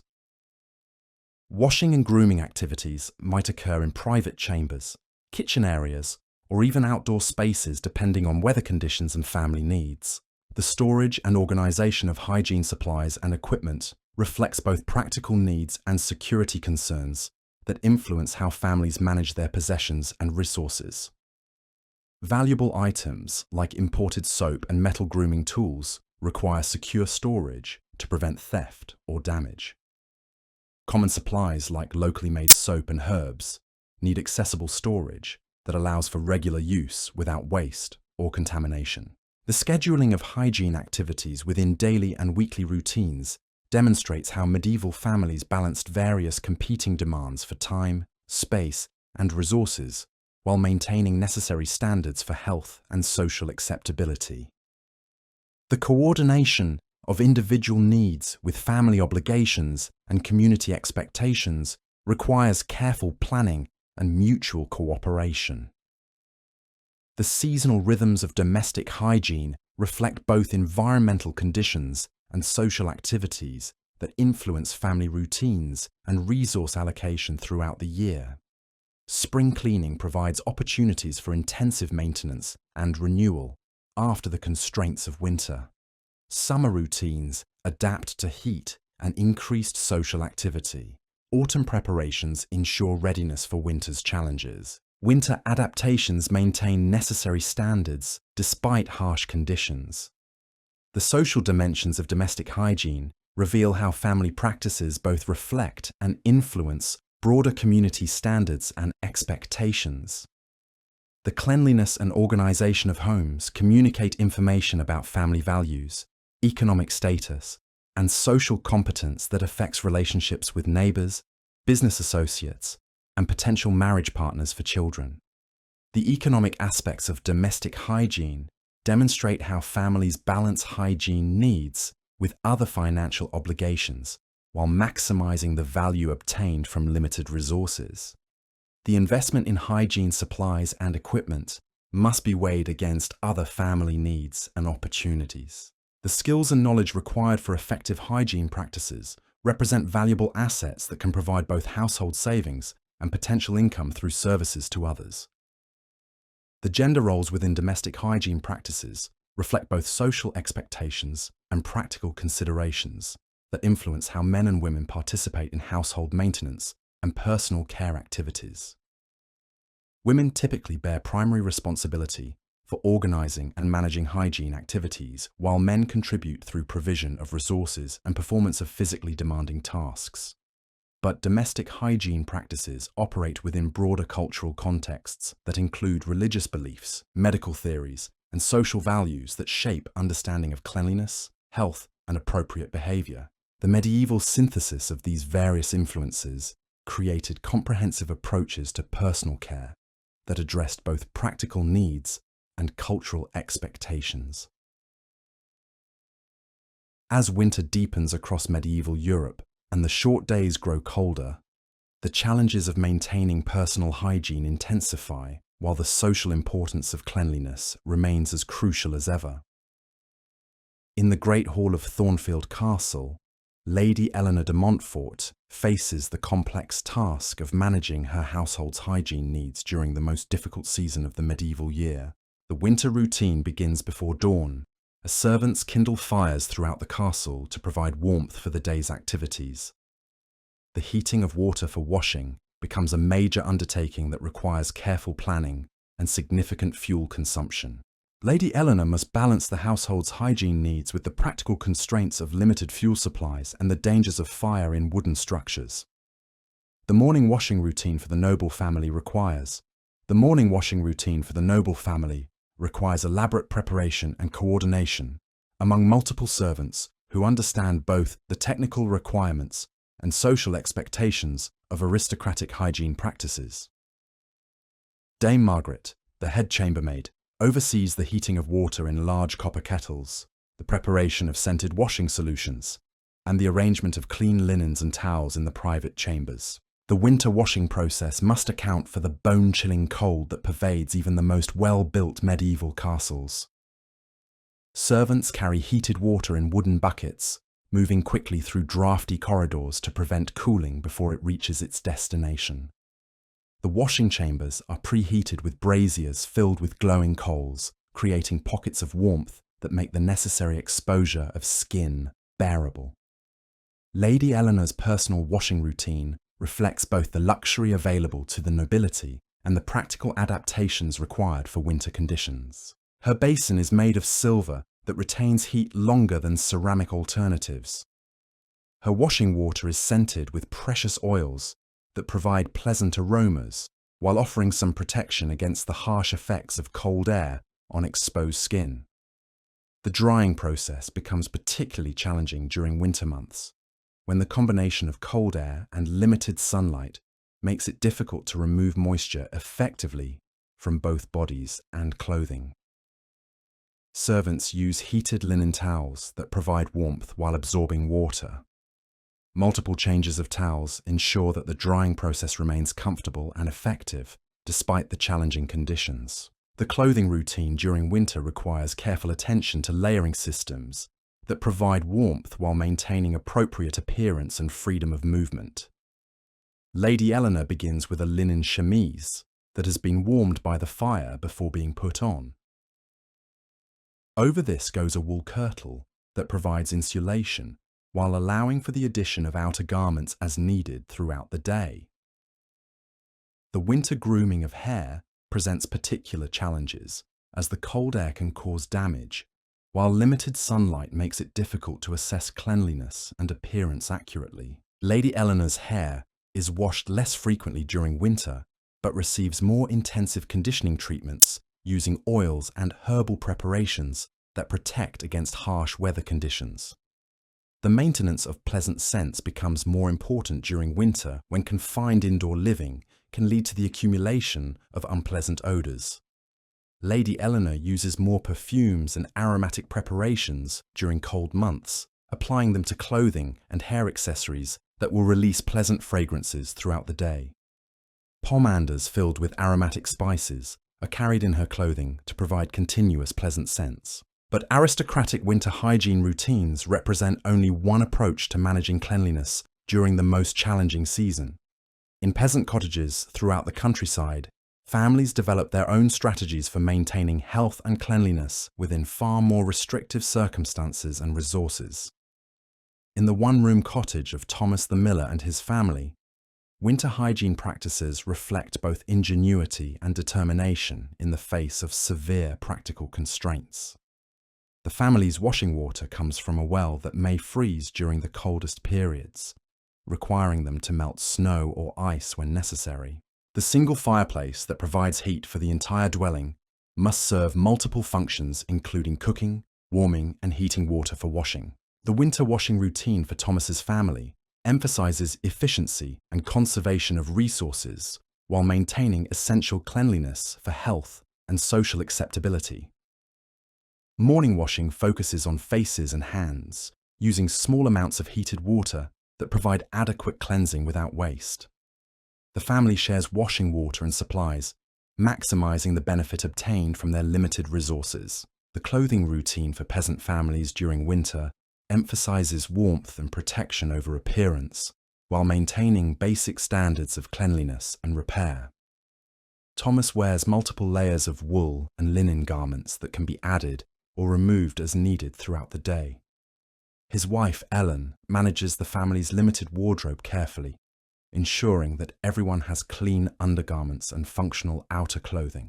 The children's winter hygiene education continues despite the challenging conditions, as Thomas and Ellen understand that proper habits established during childhood will serve their offspring throughout their lives. Young William learns to wash thoroughly despite cold conditions, while little Mary absorbs the techniques and attitudes that will guide her own approach to personal care and household management. The family's collective approach to winter hygiene demonstrates how medieval people adapted to seasonal challenges through cooperation, innovation, and determination. They developed heating techniques, water conservation methods, and clothing systems that allowed them to maintain health and dignity despite circumstances that would challenge modern families with far greater resources. The seasonal variation in rural hygiene practices reflects both environmental constraints and agricultural rhythms that influence family routines and resource allocation throughout the year. Winter represents the most challenging period when fuel is precious, water may be scarce, and daylight hours are limited. Spring brings renewal and opportunities for more intensive cleaning and maintenance activities. The community aspects of rural winter hygiene reveal how neighbours and extended families support each other through sharing resources, knowledge,